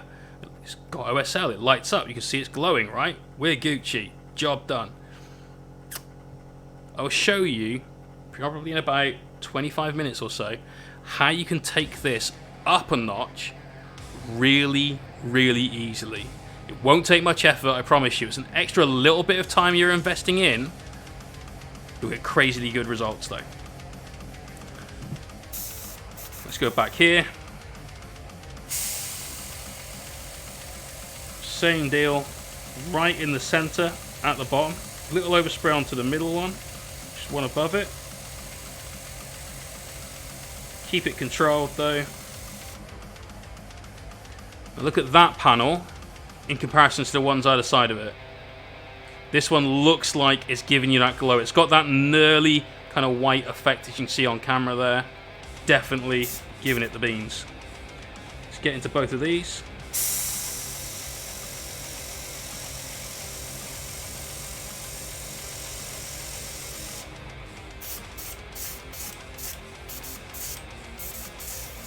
I've just got a slight blockage there, but cleared it, but looks.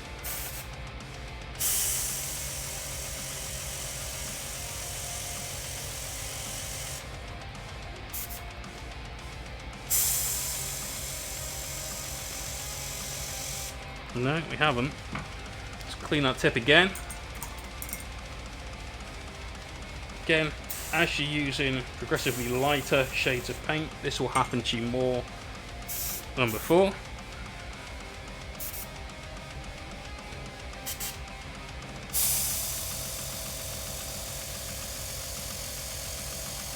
That's better. So boom, getting that brightness in. Now one more to do, and then we'll look at the surrounding area for it. Now like we showed you on the table picture below, for this ring, it doesn't touch anything else. So we've tried to avoid all of those areas. We got a little on that upright, but that's okay. We can come back and fix that using one of the next 2 steps. But for this section here, we're going to break our rule of it not touching the table. Because what we're applying paint onto now, let's say this was that adamantium table. It's very shiny metal, right? It's going to have those reflections. If it was a dull, like, not polished piece of rough wood with a very bumpy texture, it wouldn't have any reflection, not from that light. We're painting metal here, we're painting super shiny Necron metal, so we're going to want to exaggerate this effect. That sucks, man. I'll ask the dumb shit questions first. Are you sure it wasn't just your consistency? Because obviously that plays into it, man. So a little bit of brightness on that little shelf that we've got. And now we're just hit the very end of this little triangle. So many little dots of paint coming out. Happy days. That's what we're after. Crap. And that's the next question. Is there a leak? Can you hear it hissing out of anywhere when it's just on? Right, now for these, we're not being lazy, but you honestly won't see any of this. So we'll just do that little bit of highlight. Flip them over, same details the other side. So from the underside, just do the inside of these power cells. These little bits of Necron cable.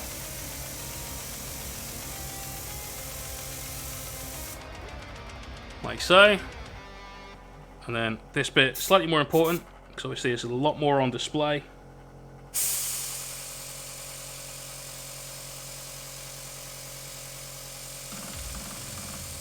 Remember, we're limiting this to good strong coat of paint on the bottom cell, and then majority just overspray on the one above.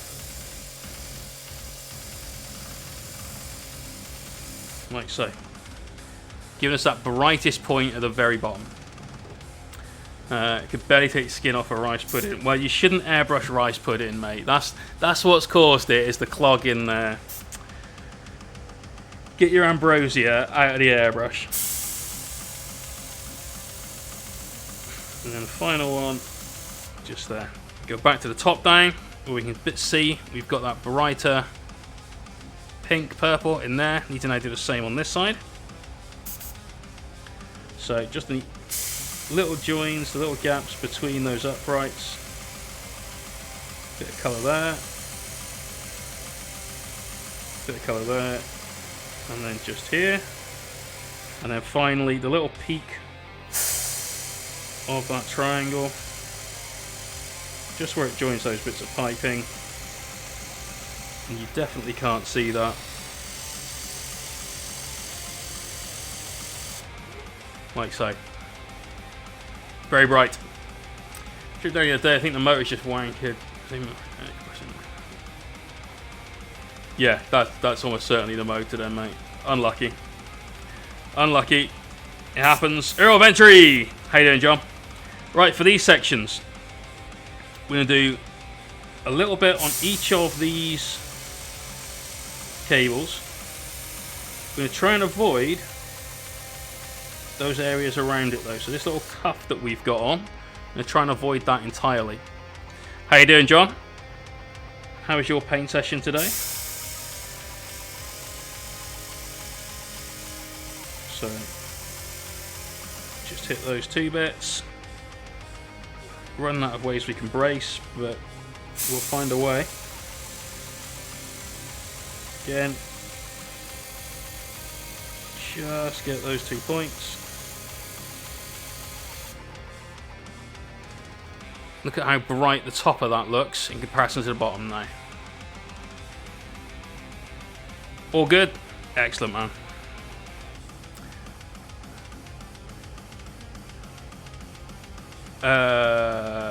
I mean, as long as you find a way of scaling that down, mate, you'll be good.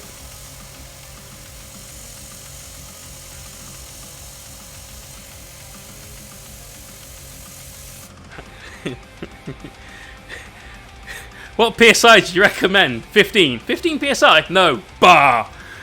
Like...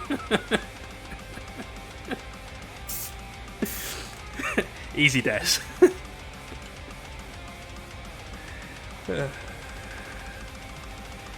Right, underside, just hit all of those.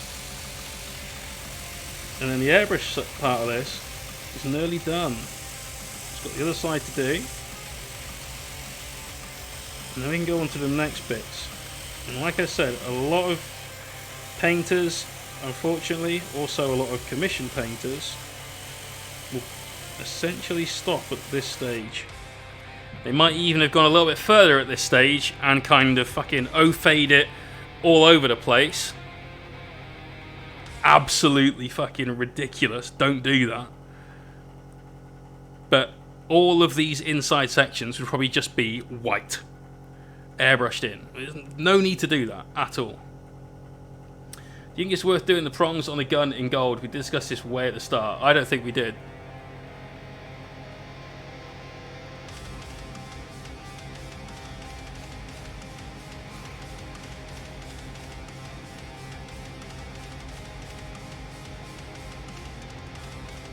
I can do, mate. I got no issues doing it.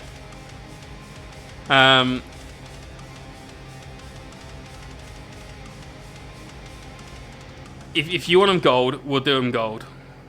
It obviously adds a bit more time, but we can do them gold. I got no issues with that. By the way, if you ever need to ask your commission painter a difficult question you think he's going to say no to, doing it on stream is the best time. The best time. Because then he's like, oh, do I want to look like a dickhead?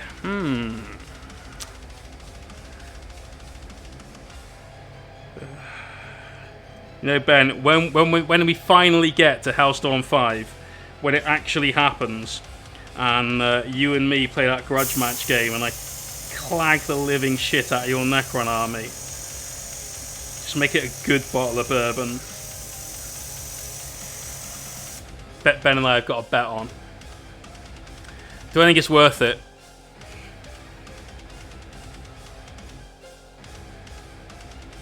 Right, honest answers, yeah? Let's grab this motherfucker. It barely matters what colour this is when this is basically getting chucked on here. I mean, it's, excuse the like armature and stuff, but that's basically going on there. That's going to be bright purple on 1, 2, 3 parts of that each side, because of the extra bits of like OSL we'll be doing on these. So as a result, you're not going to see this gigantic lump of metal, regardless of what colour it is, because that's going to be the bit that draws the eye. So I'd probably say no and leave it like that. But if you want it gold, again, we can do gold. It's not going to be as smooth as this because I can't airbrush these. Not now. We're well past that point. But it's an option still. We've got that we can do if you want. You'll bring your tag. How did it go last time? When you played 1750 of your Tau against 1250 of my knights.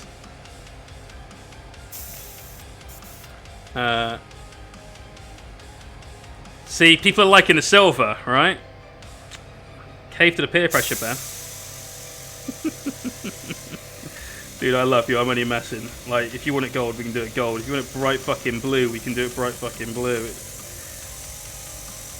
I'd recommend not doing that, but we can still do it. The model's not in your hands yet, so there's still room. I wish you'd have said that when I asked if they were all fine before I glued them together, though. I'm not going to lie about that. Yeah, Ben and I have got a bet on. We're going to try and get another practice game before the start of Hellstorm 5, which, to my knowledge, happened in early April. Clearly didn't. And Ben thinks he's got the big boy pants on now, and is going to beat me with his Tau army. The same list you'll take into the event, right? No tailoring. None of that shit. Play properly. Play like a man. Or a woman. Either is fine. Don't play like a bitch.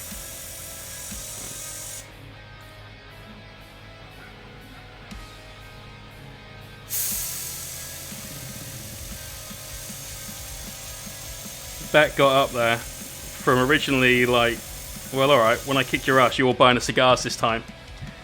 Up to, there's a bottle of bourbon on it. Like a decent bottle of bourbon as well. So, just got to send you a refund for Caledonian Revolution. It's what it is, man. It's rough, but I'm still trying to work out if no retreat is happening. It's a rough one, that. Because if I don't book my flight soon, it's going to be mucho expensivo. And we're obviously Quite anxious to avoid that, but more anxious to avoid spunking money up the wall, which is what's likely to happen. Mate, I have wanted to go to this event for 4 fucking years. 4 years. I've auditioned 3 times, so this is like the third attempt that I've made. But prior to that, I was still getting the armies ready to even be considered for an event like this. So this is proper, like, I am desperate to go time. But flights to Jib, plus hotel at the airport here, because the flight leaves the airport at 6:15 a.m. The fuck? The fuck? 6:15 in the morning is when the flight leaves? Son of a bitch. Oh. So I do as well. I got 150 quid for my flights for the SNGT in April being cancelled. Yeah, you need to get up at 4 a.m. Yeah, so we're going to find a hotel at the airport, because I've done the whole get to the airport and sleep in the airport and not get any sleep and get on a plane and then travel and then just like it's not good. And Jib's 2 hours ahead, so by the time we get there it'll be about 10 a.m. So that's perfect time to go and get some brunch. I know a few good brunch places there now. It'll be alright. It's just, oh god, why? I mean, I recently saw 4 in the morning. From the only direction you should ever see 4 in the morning, heading towards it. Okay. Airbrush work is done. I'm going to show you the difference between what we've just painted and what we painted the other day.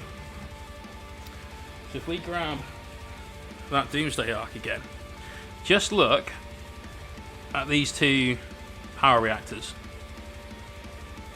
They've both been painted with exactly the same method, but this has had 2 extra steps done. One of them is obviously a little bit of brushed highlights. Look at how sharp these highlights are in here. Obviously didn't do that with an airbrush. The other one is everything looks sharper because there's more definition. There's more definition because we've put a wash in there. So what I'm doing now is going to pin wash all of the areas that we've just airbrushed. Now, this is where, if we go back to this kind of image, this is where this part comes in.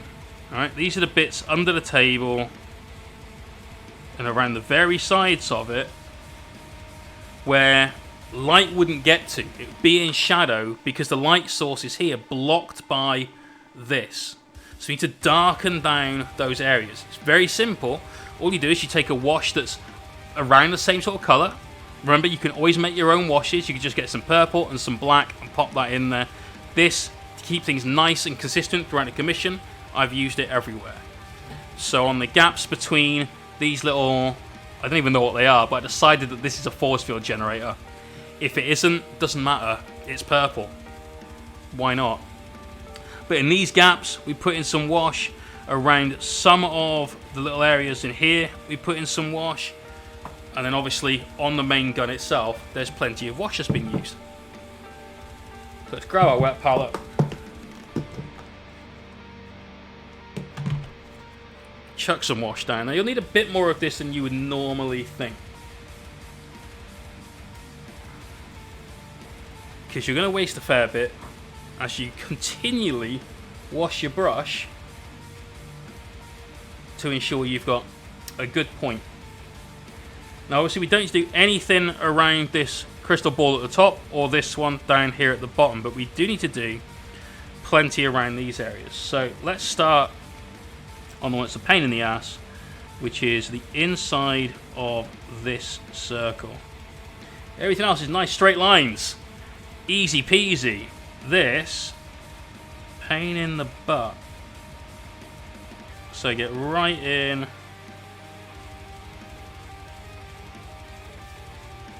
around there. Now having that darker border will help snap everything into focus, and we'll do all of this one side, then we'll flip it over so you can see the differences.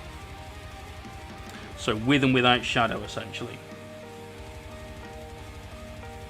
So getting all around the outside. Try not to go across the center because we want to keep that nice and bright, obviously. If you do, remember though, we are going to put one more brushed highlight on to really make it jump out at you. Let's get the Mohawk out of shot. That doesn't make things difficult at all, not being able to lean in like that. Still getting used to our new camera setup.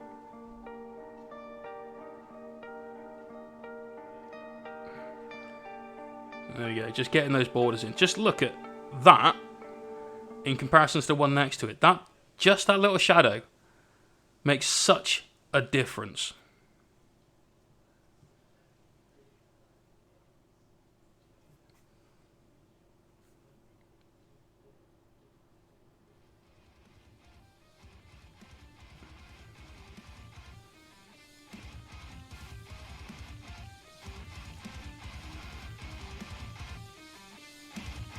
Obviously, rotate the model as and where you need to make sure your lines are spot on. Just spent all that time messing around with the airbrush, which is still faster than doing it with a brush and blending it up. We're now using some of the time we've saved to go back in, just add these little bits of detail. It really, really matters. You're gonna vlog your trip to the US. Yeah, could do. We could do like some, well, no, actually thinking about it, because a lot of it, I've vlogged the stuff at the LVO. Like, definitely, man, we'll do like game by game updates and stuff like that, as long as there's no horrendous fuck ups again, which I would hope there wouldn't be. But you never know. We're experiencing technical difficulties. Can happen to anyone. But the reason I probably won't vlog the rest of it, I'll vlog some of Vegas, is because I'm meeting friends out there. So my brother, who's not related to me in any way, shape or form, but is definitely my brother.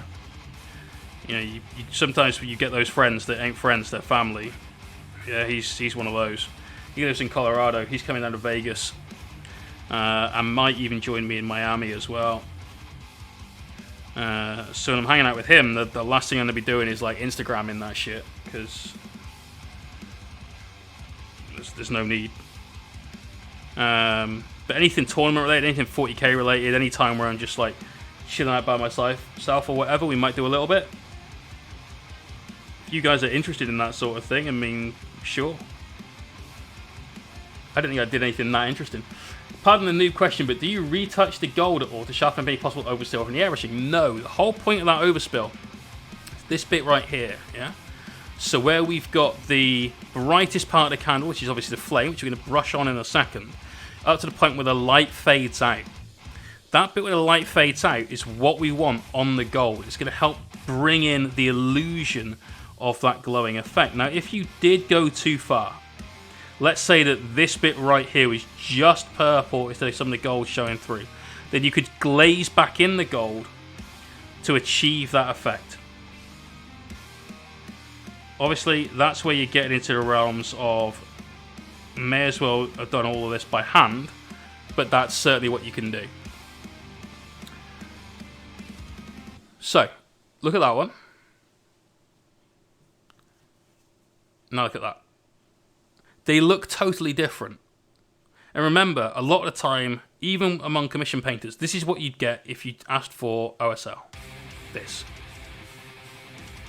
is one step further. It's taken an additional minute to snap those into focus with that line around the outside. Crazy how much difference that makes. From that to that. So let's get it done on this one. Now I want to get this finished in stream. We've got probably 25 minutes or so. So we'll start looking at this from a perspective of, can we get it done within the time? And one of the things that you can do to help speed yourself up a little bit is paint all the lines that are the same orientation at the same time, and then do the other ones. So we're doing all the ones that are on the bottom as far as we're concerned, holding the Mini in this particular position. So we'll go around and we'll hit all of those.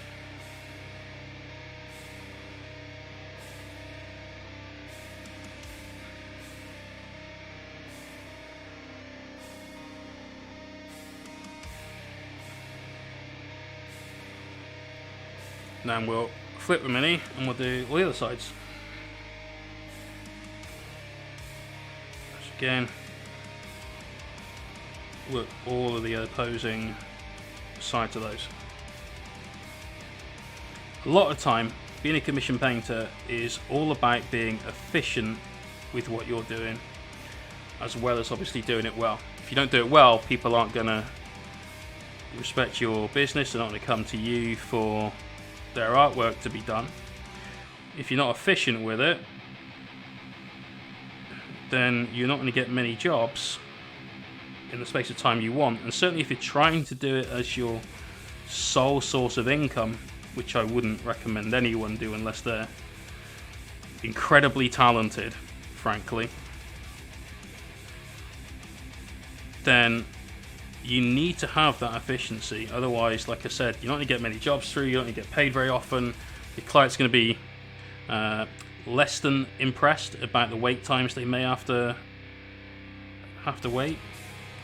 And I'm not talking about like, well, you're booked up for months and months. That's horrible. How dare you? That's a good sign, as far as I'm concerned. That's a great sign. It means that you are doing well.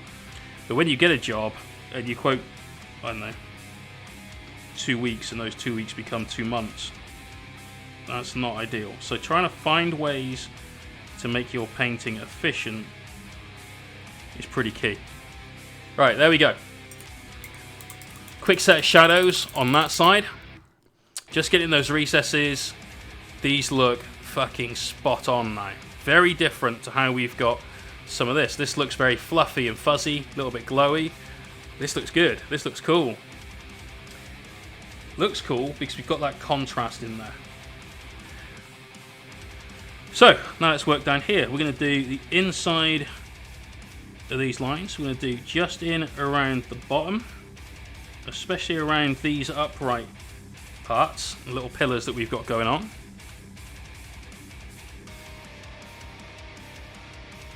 We just want to separate those from everything else.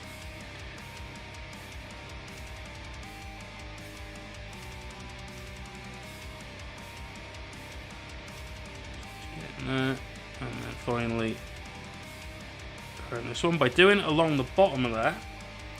Just realised we missed this bit. We're doing the same thing we've just done. We're establishing borders to our light and dark. So I'm booked up all the time, most times, show you amazing at what they do. Well, that's the goal at least. Now I'm going to paint in between the lines.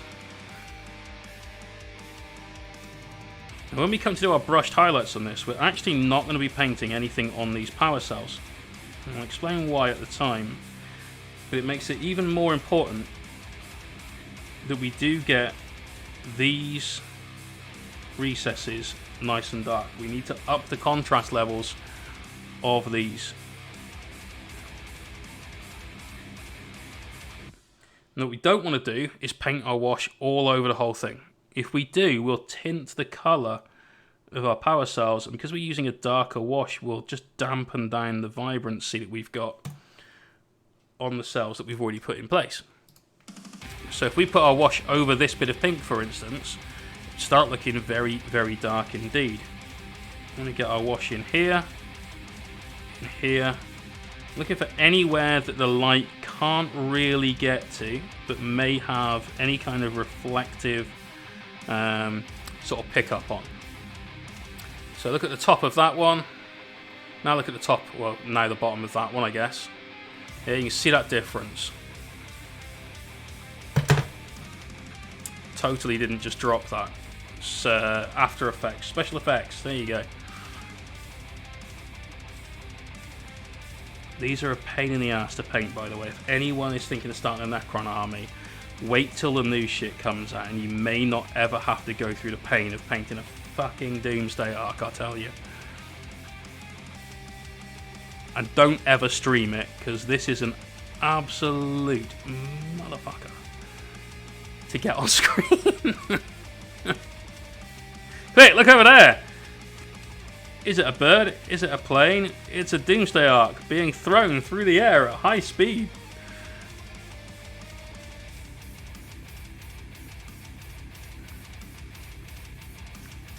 For 8th edition lists, yeah. Yeah.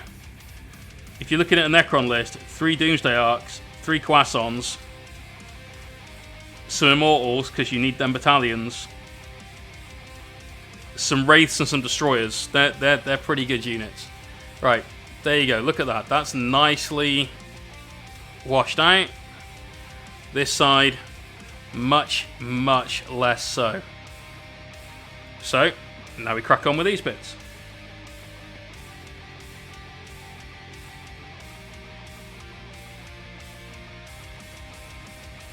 So make sure we get into all these little lines. And I know somebody out there is going to be thinking, why is he painting shadows on the light source? Like, why are you doing this? And it's because I want each of the individual lines to be creating their own bit of light, rather than the entire thing as one glowing.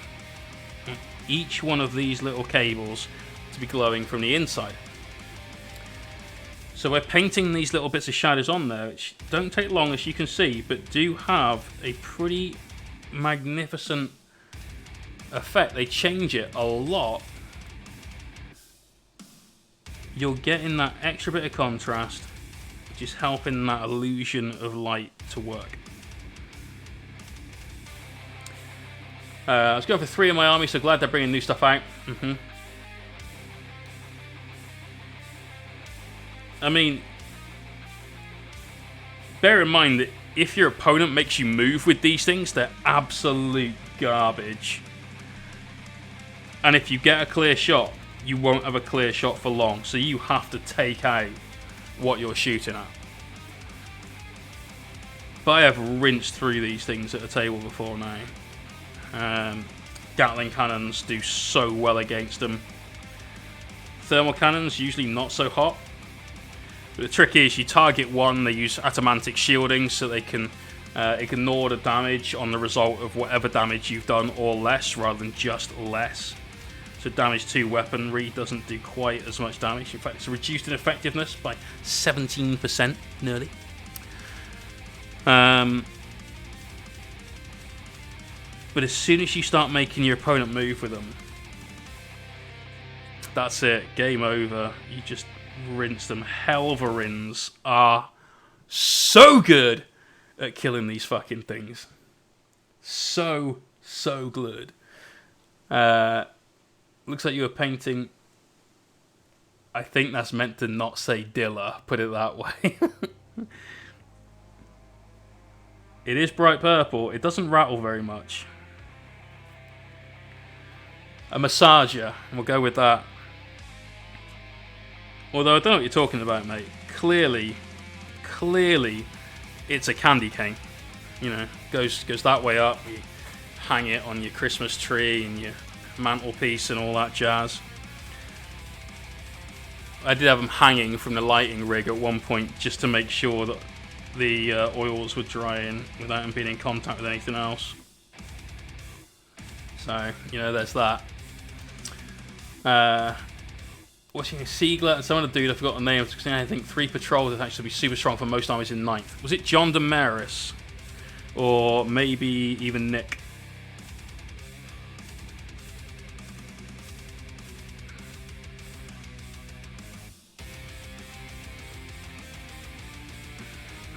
Right, now I'm going to wash that brush out.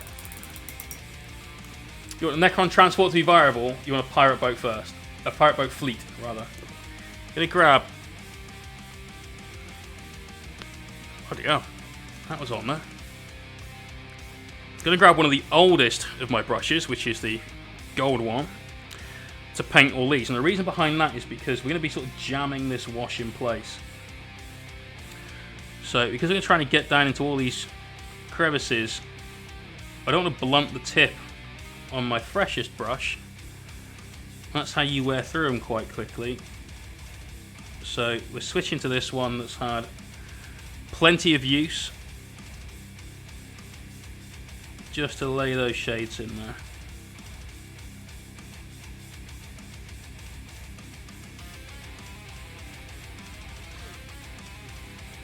Mark Perry. Okay. I mean, 3 patrols. I kind of get where they're going with that. But I can't see how 3 patrols gives you more than double battalion. But it costs you more in CP.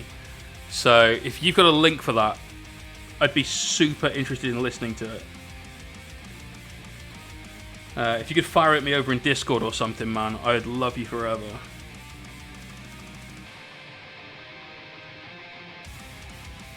But have they released the Patrol's 2 CP, right? They did it in the Drukhari faction focus.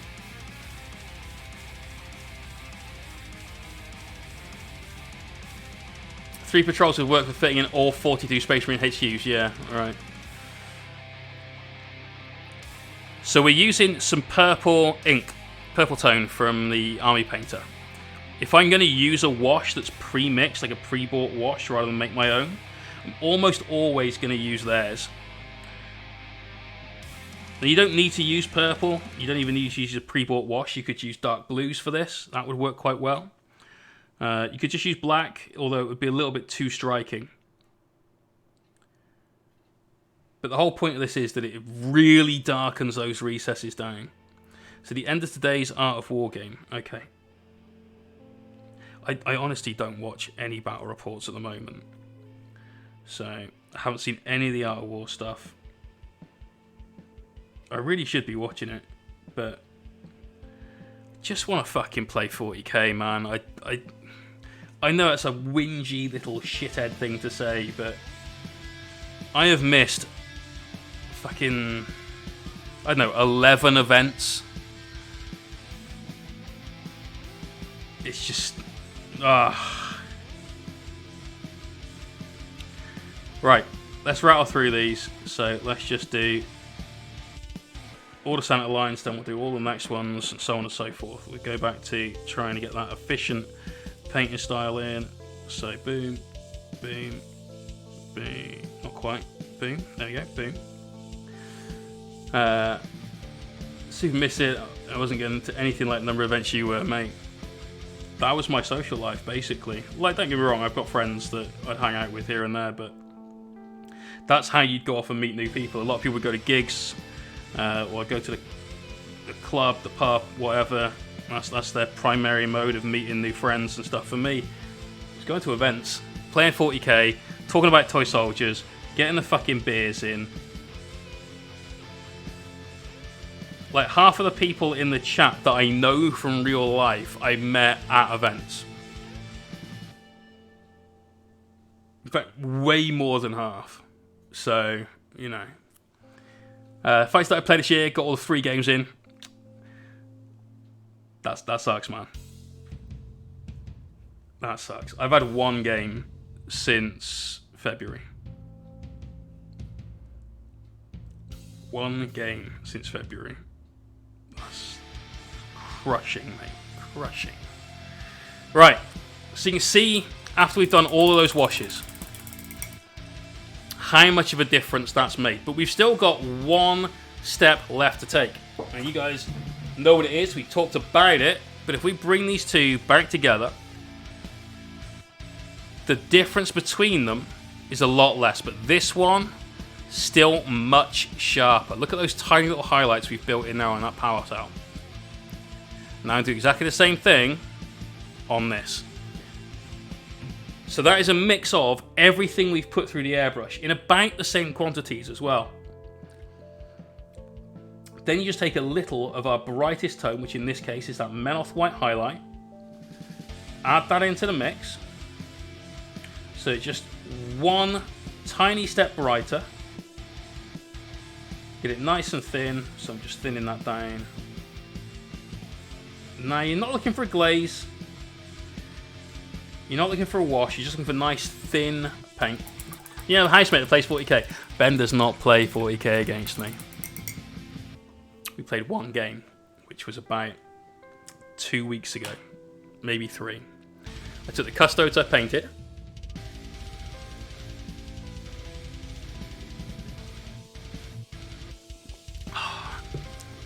And I played his Death Guard. By the end of my turn 1, I was 10-0 up. We stopped counting at turn 4, there was no point. And we were playing fucking Maelstrom cards. Playing Maelstrom. And I did use Priority as Received. But it wasn't on something bullshit like Area Denial, because that is the dumbest combination ever. Oh, there's nothing in the middle of the table. My warlord must have done that. Yeah, all by himself, clearly. Right. Oh, yeah, Ben. I'm a competitive player that plays what I will say is a very high level. Ben is a fluffy player. So what we're doing here is we're just going to paint in a little line between these. Now this is, if we go back to our candle on the table diagram, what we're painting now is this bit, just here. Painting the actual flame itself. The thing that's emitting all of the light. All of the light. And so that's where this tiny little line comes in. And again, we'll do all of this side. We'll flip it over and do the other side so you guys can see the difference that this has had.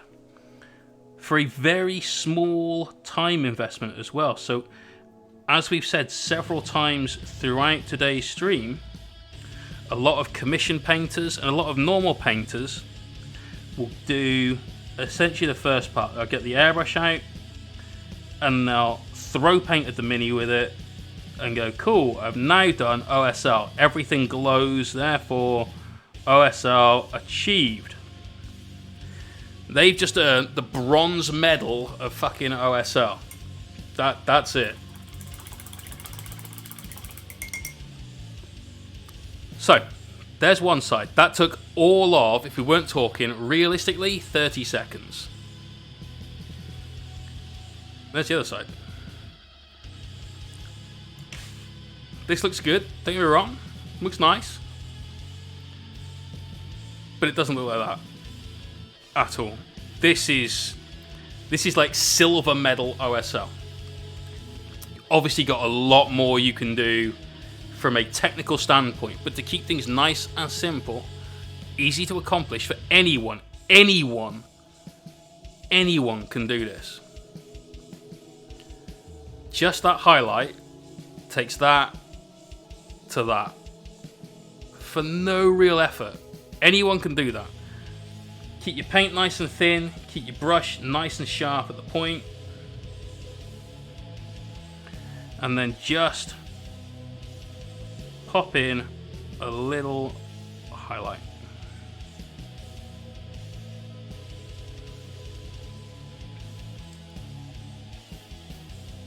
Belfast Forge, what up, dude?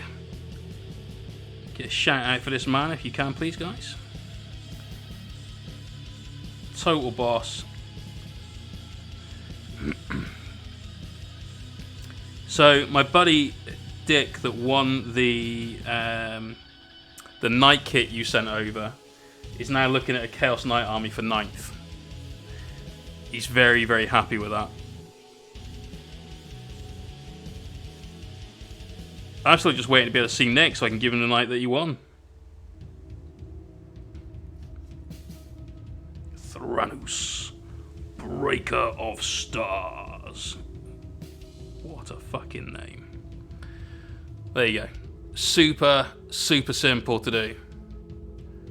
Now we look at the stuff that you would think would be much, much harder to do. But here's where we're going to cheat just a little bit. I said earlier on about how we've applied some highlights in places that wouldn't normally go there, but because it's a bright, shiny metal, it works. So what we're going to do, rather than trying to highlight each one of these cells, which is very difficult to do and doesn't really quite look right, we're going to take our paint, keep it nice and thin, and we're going to highlight the edges of this. Now, is this where the light source is coming from? No. 100% it is not. Is this a sort of edge that would take a very bright reflection though, considering we've got super shiny metal next to bright lights? Well, yes it is. So we make sure we hit all of those with a really skinny highlight, and it has to be super thin. If it's not, it doesn't work. If you put down a very thick edge highlight here, it's going to give you nothing like the actual effect that it's meant to be. So keep your brush pressure light, keep your paint nice and thin so it transfers very easily from the paintbrush to the model, and just use that side of the brush technique to get in here and crisply and cleanly execute these highlights. Because now the top half of that looks like there's light. We've sold the illusion. It's okay. Now you've just got to do these bits right here, so a tiny highlight along the bottom of these edges, and we're good to go. Fish, you want to know what to do with your Chaos Knights? You've only got 2? Well, clearly the answer to that is buy more. I mean, duh. So you notice on this one we did a slight highlight going inside there because we've got a nice little ridge. And we'll just do the edge of this triangle right at the point as well. And that, look at that now, that looks like it's got that vibrancy, that lightness to it. Boom. Whereas this side still looks good, but it hasn't got that final little glint of light. And as we're trying to paint the illusion of light emanating from a model, you kind of need that. Without it, it doesn't really work as well. So, flick back across.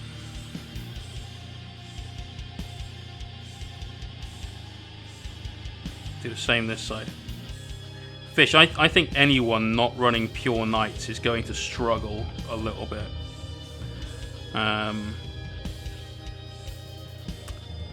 Because you'll have to pay 6 CP. Buying a super heavy auxiliary detachment for 3 CP is not ideal. And you also don't get any of your detachment bonuses for a super heavy auxiliary detachment either. So you won't get any of the sort of nightly households that you just got in Psychic Awakening. You won't get any of the Iconoclast rules or any of that. So you'll be pretty much buggered for that. So I wouldn't bother. They have the Chaos keyword though, right? Chaos Knights, do they have the Chaos keyword?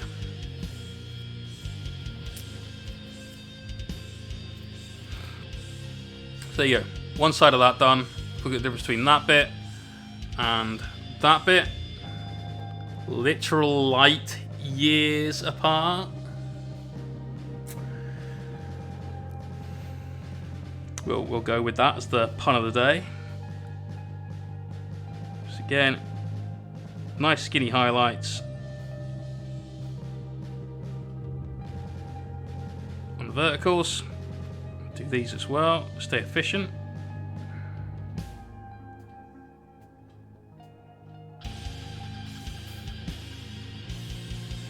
Like so. Flip them over. Brilliant.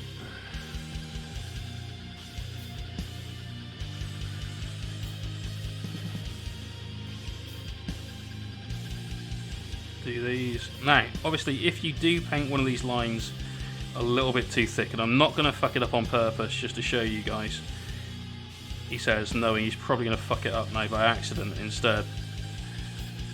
It's not the end of the world, but you do need to then go back in and glaze in the darker areas. So don't fret if it happens, but obviously do your absolute best to avoid it from happening. But there we are. Nice. Yeah, we'll come in from this side. Just now do these little highlights along the bottom. Notice how we're only doing it in front of where the light is coming from, because the light won't go through those pillars we've just highlighted. Stop just before them. Breathe hold, it really is, man. And look, it's not taking a lot of time either. It's low effort. You've got to concentrate, but it's not tricky. And it takes very little time. So you're either adding it to where the glow actually is, in these kind of things, or like this, you're applying it around the area where the glow is emanating nearby to emphasize the effect of, in this case, the reflectiveness of the metal. But just that's suddenly this bright, vibrant, fucking wonderful thing. It's all good. Next question is, how the fuck are we going to do all these bits? Well, we're going to use the same kind of technique we've just used here. Rather than trying to paint each of these with a skinny highlight, which is going to be tricky to do because of their placement and won't quite look right, we're going to hit each of these edges. So we just move along the top, get all of these. Right, it is 20 past 11 as well, so we're going to be finishing this up very soon and going into the work in progress gallery. Somebody's already used that Discord command, so give them a go as well. Follow through into the work in progress gallery and start uploading some pics of your stuff. Then we'll flip it over this way. We'll do all of the highlights on this side of it. The thing you need to be careful of here is making sure your highlights on both sides are about the same length, because the light wouldn't go up one side of what's exactly the same shaped object more than the other. It just doesn't work that way. So hit these edges, and then the final two sets of highlights along here. Obviously we've got these bits to do. That was a little thick, and you can see immediately that that's the case. So I'm going to try and rescue that just a little bit, which you can normally do with airbrush paint. Just a little bit of moisture. A little bit trickier to do with brush paint, but because we're using something that's so thin, managed it.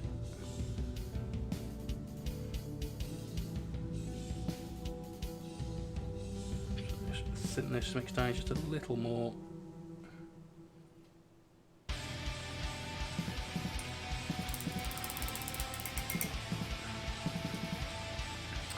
Just call them renegades, mate. You don't need to repaint them at all. Yeah, just say they've just forsworn their duty to the big old E.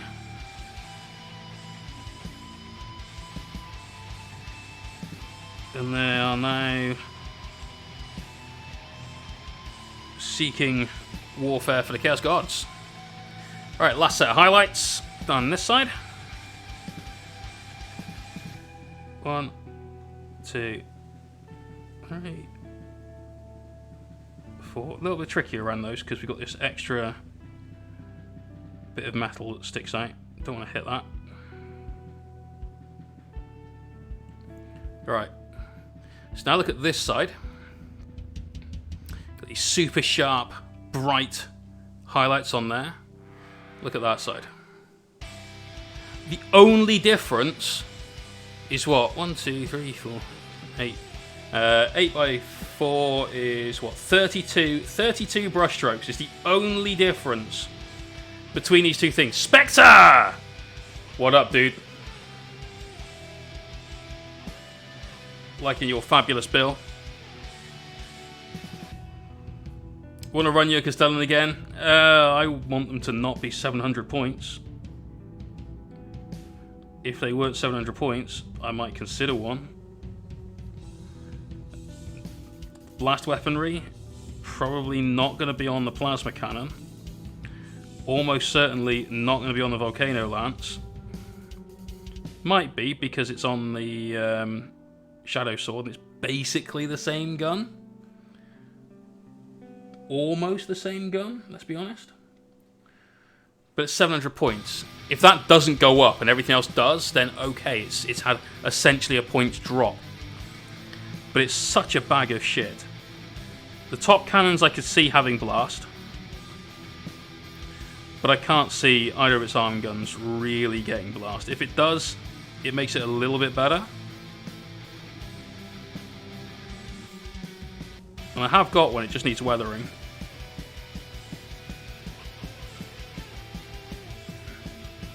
But that was out of my lists way before the points increase. Just because it's unreliable. Crusader is better. Damn man, that sucks. The one that they used, mate, bear in mind, was the one on the shadow sword. It's a volcano cannon, not a volcano lance. So, different. The plasma cannon, the big plasma decimator, might be blast. Because I'd expect a plasma cannon to be blast. Peace out, dude. Thanks for stopping by, man. Really appreciate it. Right, just got these to do now. So yeah, plasma cannons, just regular infantry carried ones, I could see as blast. They had a blast marker in 7th. I can see that being a thing still. And so maybe the big old plasma gun. The shoulder-mounted cannons will be blast. Almost certainly. But that's it. What I do like, though, is if you are firing in combat as a vehicle, it's only heavy weapons that get that -1 to hit the combat you're in. But you can't fire blast. However, what the Castellan has got and the Valiant has got is 4 assault melter-gun shots. It's got 2 twin melter-guns. So there's not a lot up close that can't deal with. So when am I selling dice? When I get some made. Like specially made. And then it won't be through the merch shop on Twitch. Well, somebody bought some merch from me. I made like $1.50 or whatever on a hoodie or something, I think. Maybe a month or 2 ago. I was so surprised when something sold. I'm like, damn! So whoever bought that, you got the first one. You're the only one that's got that particular hoodie. So go you. Right. This is done. The OSL has been finished. All that extra work, including the description of how we did it, took about 40 minutes. Which means that really, it'll only take 20 tops to get all of that extra edge highlighting done.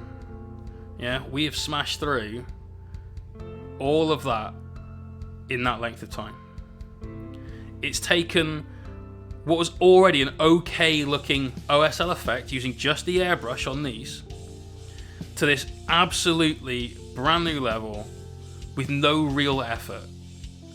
And again, I want to point out, every single time on Instagram you see something with OSL, and it's normally a knight or a tank, yeah, where it's just someone's got an airbrush and just gone Rah! And suddenly there's OSL. That was the first half of what we did. That little extra bit of effort. Perfect. Absolute perfect. So all of that can be assembled off stream, get all that put together, and then all we've got left to do before this commission is complete is put these guys on some cables. These would not be used, we've remade them so they all look the same, but these go on some cables. They'll sit in the... Is this the one we've done? No, so it must be this one. Oh, damn. No, it's actually this one. Yep. They will then sit just in here, like so, having those immortals, the extra guns floating around, protecting the dude in the cockpit seat. Wolfwraith! Yo, dude. How you doing, man?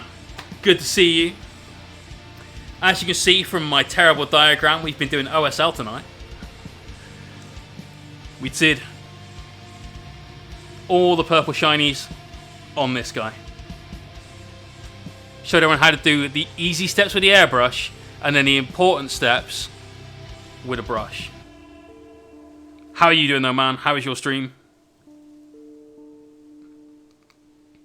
Everyone, if you don't already follow Wolfwraith, you absolutely must. This guy is awesome. Total boss, and paints some really, really interesting minis as well. Always got something cool going on. But there you go, man. That's what we did tonight. If you guys that have just joined want to see that, exclamation point YouTube in the chat. Go sub over there. You'll be able to watch back the entire stream where you can see exactly how to get this effect. Probably tomorrow. Probably. For now, though, you joined us right at the end, my friend. We're going into the community work in progress. If you want to show off what you've been working on, exclamation point Discord, head on over there, upload your work. Turn that down a little bit. That was a little bit loud. Painting up a Nemesis statue. Awesome, man. If you have got a pic of that, I'd love to see it in the whip. Let's go see what we got. Got Des messaging me. It's always good. Alright, we've gone from my OSL to Cellvirus's OSL. Look at this. Everything here I have learned from Mohawk, apart from touching the wet paint on my finger at the top of the blue. Glossed over lead bell with some Winsor & Newton acrylic gloss, washed with oil. I can just about see that little smudge of blue. You're right. Perfect little bit of OSL right there. You've got the recesses, you've got the highlights, everything spot on, man.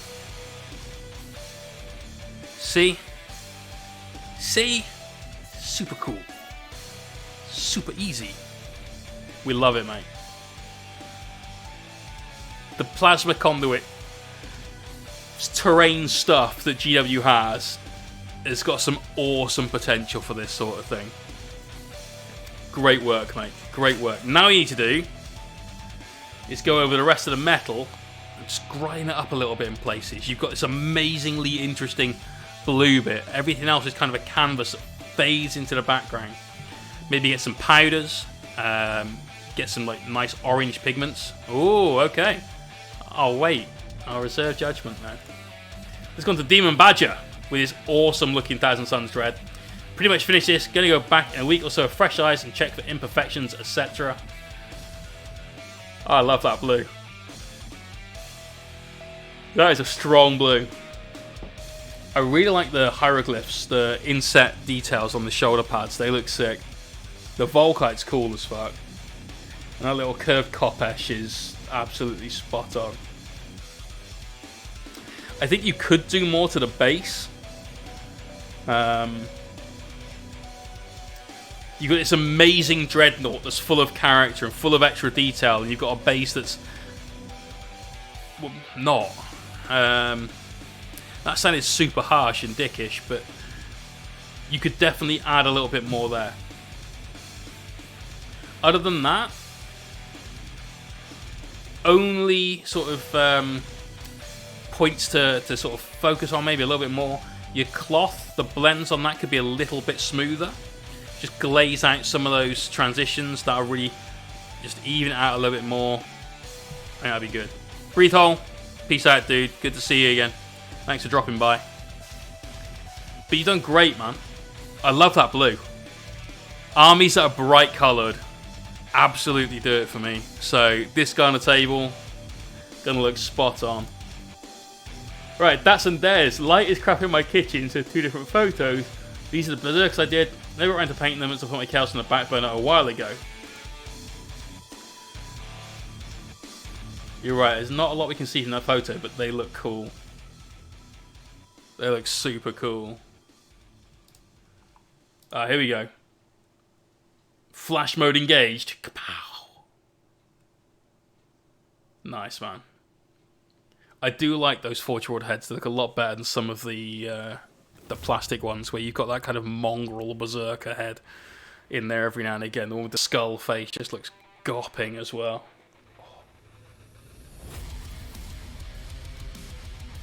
Sons of Rolo. First time using the airbrush, really happy. Had a bit of trouble with it coming out, especially, but got to start somewhere. Now just shading and edge highlighting at the moment. Cool.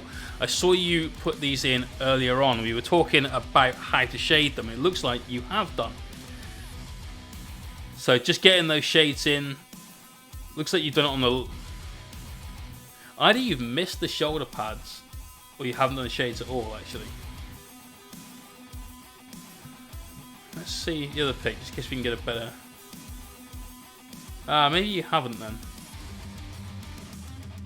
On that first pic, look at the guy on the left. Look at his lower body.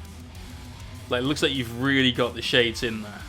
Everything's nicely kind of... like we did with the OSL tonight. Everything's nicely separated. Got those lines in there. Keeping everything nice and sharp. Look at the guy on the right-hand side. Especially around those shoulder pads and the back pad, there's nothing there. So, here you go. This is that guy that was on the left. Yes, there you go. I can see the shade for definite on the backpack and the shoulder pad. Clearly a work in progress. Saxtus! Thank you very much, dude. Much appreciated. Don't forget subs. Next stream, Tuesday night. It's giveaway night. We haven't talked about that much at all today, so we'll go through that in a minute. But if you're at all interested in winning a £50 hobby voucher, or a mini painted by me, stay tuned. Exclamation point win, exclamation point mystery in the chat if you want to know more. Pearl Jam 23, my sanguinary guard, first attempt at water and still waiting for some washes to arrive. Oh. Nice, dude. Okay, so first off, colour scheme is brilliant. Love the blue. All for those power weapons. Happy days. Those wings are the absolute devil to paint. They are, honest to God, one of the most irritating things to paint. They really, really are. I like what you've done, mate. The bases look pretty cool. You said this first attempt using any kind of water effects, I guess. Only thing to work on, and this is something that is just, it takes forever to get right. Like, a long time. Especially without an airbrush. With an airbrush it's easy. With a brush it just takes more time. The blends you've got on the sword, the one on the right hand side especially, could just be smoothed out a little bit. The brightest blue at the tip jumps out a little bit too much from the rest of it, like the main part of the body. So just glaze that in a little bit more, help fuzz those edges out a little bit. It'll take a while. Hair dryers are great for this because you kind of put on a glaze, dry it off, put on a glaze, dry it off. And just repeat that for maybe half an hour, 45 minutes or so, and you'll get the kind of effect that you want. But I love what you've done, mate. Great use of color theory. The black is nice and tidy on there. Good work. Tell you what. Oh no, we got 3. Let's grab this pic. The banner's nice, the red is good. I think it's probably just a picture, but at the bottom it looks like you've got bright red and a dark red immediately. If that is the case, same as on the blue, just fuzz that out a little bit using those glazes. If it's just a light, crack on, mate. And the last one. See, that axe on the right hand side is banging. Absolutely banging.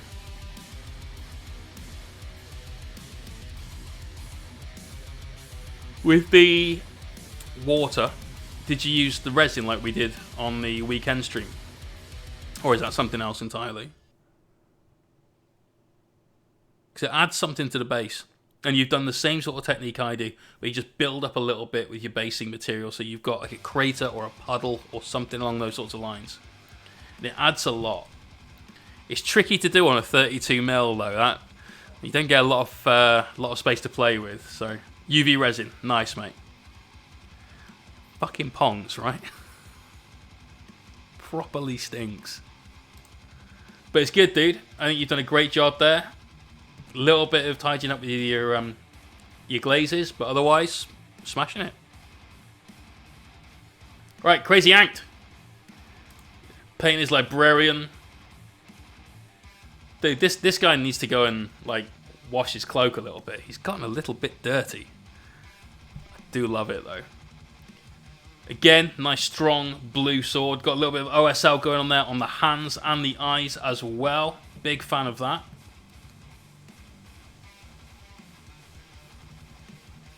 Overall, dude, I'm pretty pleased with this. I hope you are too. This looks great. Here you go. Here's one thing I would do. This comes back to what we were talking about tonight and discussing with our use of shadows and our use of lights. And using those shadows to really emphasize detail. If you look at this guy's sword, because you've got a very bright blue and you've got that gold that's also a very bright gold, they do bleed into each other a little bit, despite being contrasting colours, essentially. If you take a nice darker blue wash and just carefully line in around that little bit of gold filigree, that will snap out at you so much more. So that's what I would suggest going on with that. What's happening here? We're doing our community work in progress gallery. So people can submit images via Discord, !Discord for some details. We just give them a quick review. We've essentially finished the stream. We've done all of the painting we're going to do tonight. It's a nice way of seeing what everybody else is doing and try and help the community out in general if people need some. Dude out there, he says 9th edition whip. Oh man, I love Hellbrutes. I love Dreadnoughts in general. Okay, I really like the fact that all of your missiles are different. Like, that looks cool. It's a nice dark green. You've got little bits of orangey sort of rust going on in there as well. I love those little eyeballs on stalks or whatever it is down at his waist level. They're great. Airbrush, thank you for the follow. It's good, man. It's very, very, very good.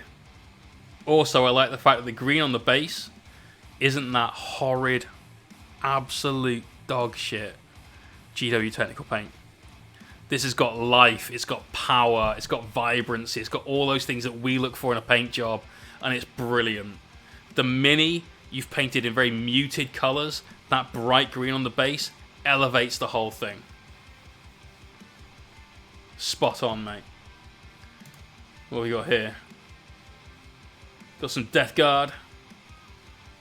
Unit of 20 Death Guard, man. That's going to be the fucking way. Fish, I know you do, man. I think it looks absolute balls. One of the worst things that they've produced and marketed, as far as I'm concerned.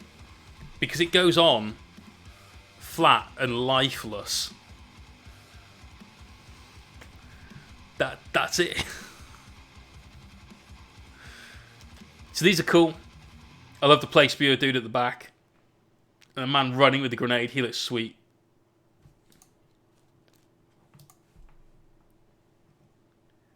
Nice. Are these the... These are, aren't they? These are the Japanese released Heroes minis, right? Yeah, there you go. Yeah. They look cool. Is this the Sorcerer one?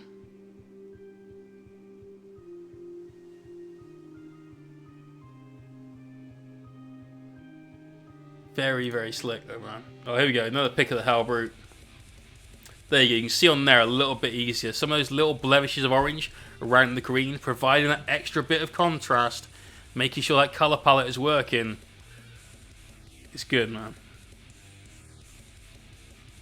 It's good. I hope you're happy with it, dude, because I think it looks awesome.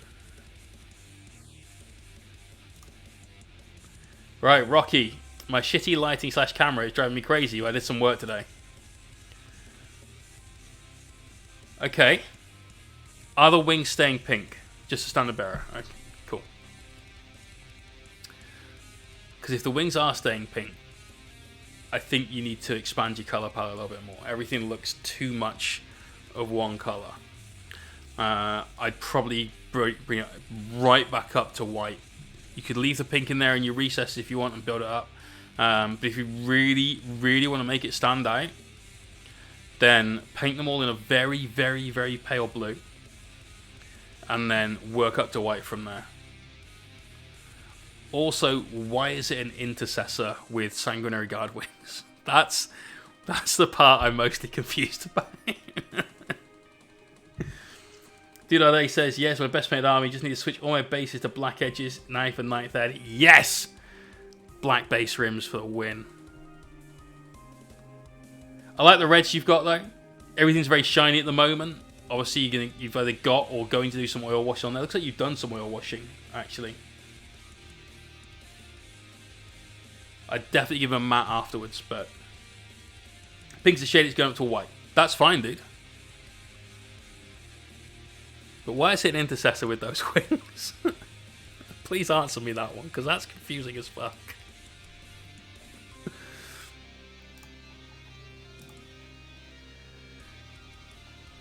They go on quite well, though.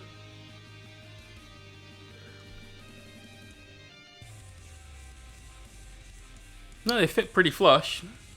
It's alright. Ah, here we go. And now with pigments. Look at that. Getting them oranges in there. He knew what I was going to say. Look at how much difference that makes. Every part of that now looks interesting. There's something going on all over. Nice, Rock. Dude, peace out, dude. Thanks for stopping by. Fish. Probably. Maybe Blood Angels Codex the next time. Who knows? Who knows? Very cool, man. Very cool. Now you've just got to do another like 30 foot of it or something, you'll be fine. Crownblade, some work on a Myrmidon. I love this mini. This is such a sick mini. We've got one just here to paint at some point. This could be what's in the mystery box this time. Might not be. Who knows? If anyone's watching this, they can try and work out if there's still cellophane on that or not. If there is, it clearly isn't that. Although I might have wrapped it up in cling film. Love it, dude. Like that shield. Super bright, super orange. I think with the base flesh tones, and this has been basically the theme of tonight's whip, is this being the suggested extra course of action, is you could do with a little bit more shadow in there. You've got these massive jacked up muscles all over his back. You could just work a little bit more contrast in there to make them stand out a little bit more than they currently do. He's a great mini though. You've done a good job of it, but that's the one bit of advice we've given a lot tonight, and I definitely think that's something you could just add into there. Ent, painting a Riptide. Yes, this is one of my favourite colour schemes for a Riptide as well. It's very nearly how I was going to do my Tau army. Purple and bright blue. I think it's a great, great Tau colour scheme. Nice stuff here, mate. Super, super good. Love this, but the Fomer... I don't even know what that is. Is that the cat? No. What's that one? December Wind, absolutely no problem, mate. There was a guy I saw on Instagram that painted a Tau army in this colour scheme, and it fucking made my jaw drop. Everything was nicely glazed up from very, very dark versions of both of these two colours, and then the final edge highlight was a slightly brighter purple than you've got here and about the same blue. And my god, so good. And ever since then, I've been like, if I paint a Tau army, that might be how I do it. It's a fucking strong contender for how I'm going to do it. Love it, dude. Love it. Here we go to Johnsonator, smashing his bases out. Mate, these are awesome. So on his Instagram, he was showing us he was casting these as well.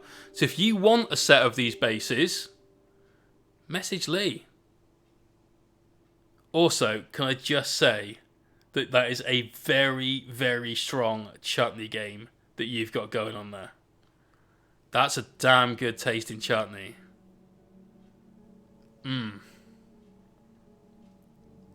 Very nice, mate. Painting base rims. Do you guys know how long it took to paint base rims on that fucking Nurgle army? 4 hours of painting base rims. 4 hours. Which meant it took 39 hours to finish the army, not 35. But my god. It was painful. It was so painful. It was the day, it was Tuesday. I did some on Monday. And then I'm done for the day. And Tuesday we finished them off. And the paint wouldn't dry. It was so humid, it just stayed wet for fucking forever. How many minis? 118. Last weekend, laser tag, I painted the Nurgle Demon army that's on this shelf. 90 Plague Bearers. 90 Plague Bearers, 6 Plague Toads with Riders, 15 bases of Nurglings, 4 Pox Bringers, 3 Beasts of Nurgle, all painted in one weekend. We did it all on stream, 35 hours of stream, and that included Garden of Nurgle bases with water effects. That was from black with a white zenithal highlight to done in that time frame.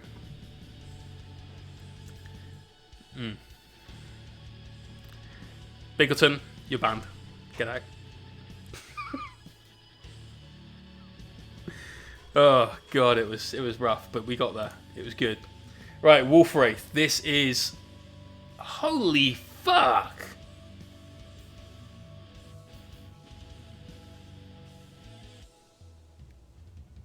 Ah!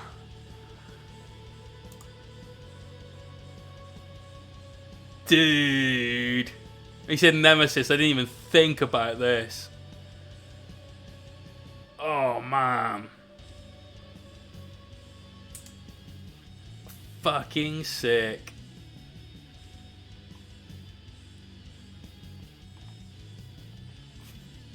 I love this.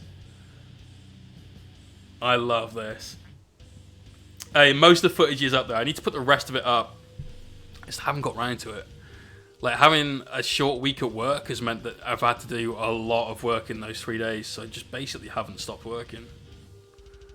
So, I did go and read a book last night. I went and sat out and just read a book. Didn't do anything. It was a very interesting book. It's not out yet.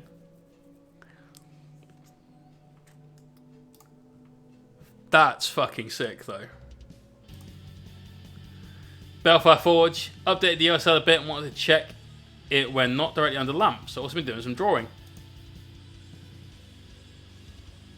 Well, aren't you a fucking talented man? Dude, this is awesome.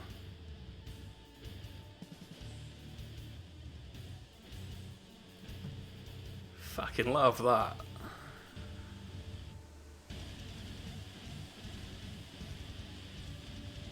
Absolute beast mode.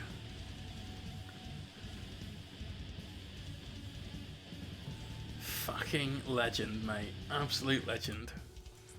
Right, here we go. Very, very nice. So this is the sorcerer that you've been working on for ages. You've smashed that OSL, mate. I showed this to a couple of the lads in the No Retreat group the other day. So I can't remember what it was that was shown, but somebody had something. Oh, that was it. They were talking about the Illuminator Cesaras model and how he's like removing the soul from some poor dude, right? And they were like, "Oh god, that would be such an amazing conversion for a Chaos Sorcerer." And I went, "Hang on a minute." and I showed them your work, and they were fucking buzzing over it. All right, and that's the No Retreat chat. It's full of artists that are good artists. So you should think about applying next year, mate. Here you go, last pick in the whip, and what a pick it is. Epic work, man.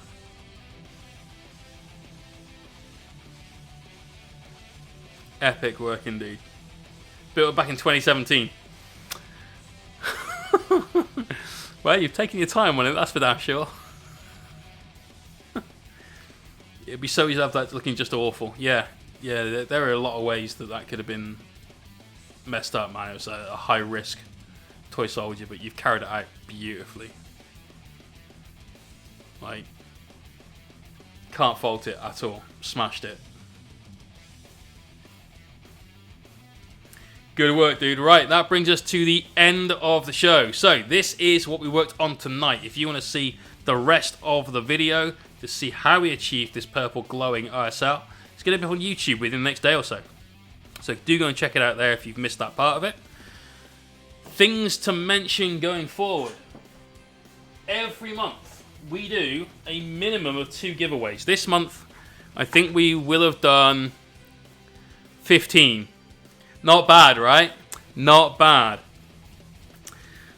On Tuesday, which is the last stream day of the month, it's the last day of the month as well, we are giving away a £50 hobby voucher. Now, you'll buy that hobby voucher by using your Meeps, your in-stream currency. So, if you've been watching, you'll build those up. If you're a subscriber, you will earn 3,000 Meeps just for being a sub.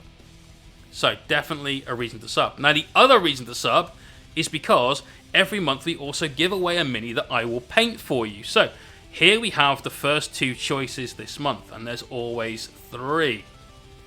You can either have a Genius of the Occult's Abominant, which is an epic model. He's very cool anyway, and he's got the coolest power weapon in the game, the Power Sledgehammer. Fucking Thunderhammer? No. Power Sledge. So this guy, love him. Hopefully somebody picks this. The other guy is right here. This is Primaris version Ragnar Blackmane. This is an absolutely epic model. An absolutely epic model. I fucking love it. He's such a beast. So, that's the second thing that you could win. You've got currently a choice between GC Occult's Abominant and Ragnar. However, if you don't want either of those minis, there's something in here that you may want instead. In this box is a miniature of some description. All I'm going to tell you is it spent time on those shelves. You want the box? Mate, you can't have this box. There were like 1,000 of these boxes made. That's it. Limited edition from my favourite cigar brand. The cigars that were inside it were for one shop, Smoke Inn. This was so hard to get hold of. But it used to be full, and now it's gloriously empty. Apart from that. Who knows what that is? This could be anything from limited edition Space Marine characters through to Warcry minis, Age of Sigmar minis, the other one, the Shade Spire minis. Could be Blood Bowl minis. Could be 40k minis. We've got some Eldar stuff behind us. We've got some Demon stuff behind us. We've got some Helverins up there. But there's also things like a Grot. Just one Grot. Could be that. No, it's not Makari either. It could be a Ripper. Could be a piece of scenery. Could be a scenic base. So it is a mystery and it is a gamble. Who knows? And yes, you're right. Tatuaje is tattoo in Spanish. It's the reason the company is called Tatuaje is because Pete Johnson, who is the owner and master blender for the company, was known as Tattoo Pete when he worked in a cigar shop because he was covered in tattoos. So, that giveaway is Tuesday night. We go live at 9 on Tuesday. You could win that £50 hobby voucher and you could win a mini painted by me and a colour scheme of your choice. So tune in on Tuesday for that. Do make sure you follow because you'll get a notification when we go live. Also, !social and follow along on Instagram as well because I always make sure I put out a post on Instagram just as we're about to go live because that way everybody gets a notification. Sometimes Instagram, sometimes it's not so hot. Right, let's go raid. Do you raid this person? What are they painting? Something weird. What's this person painting? Also something weird, but also cool. And I feel it would be rude to not return the raid from the other day. Kind of owe this guy one. Head on over to Monument Slow Fuse, Creature Caster Slow Fuse, Monument Hobbies, Slow Fuse Gaming, any of the above. Thank you very much for tuning in tonight. Corn Guy, dog, you missed it. We're about to raid. Join in on the raid. We'll see you on Tuesday. Peace out, everyone.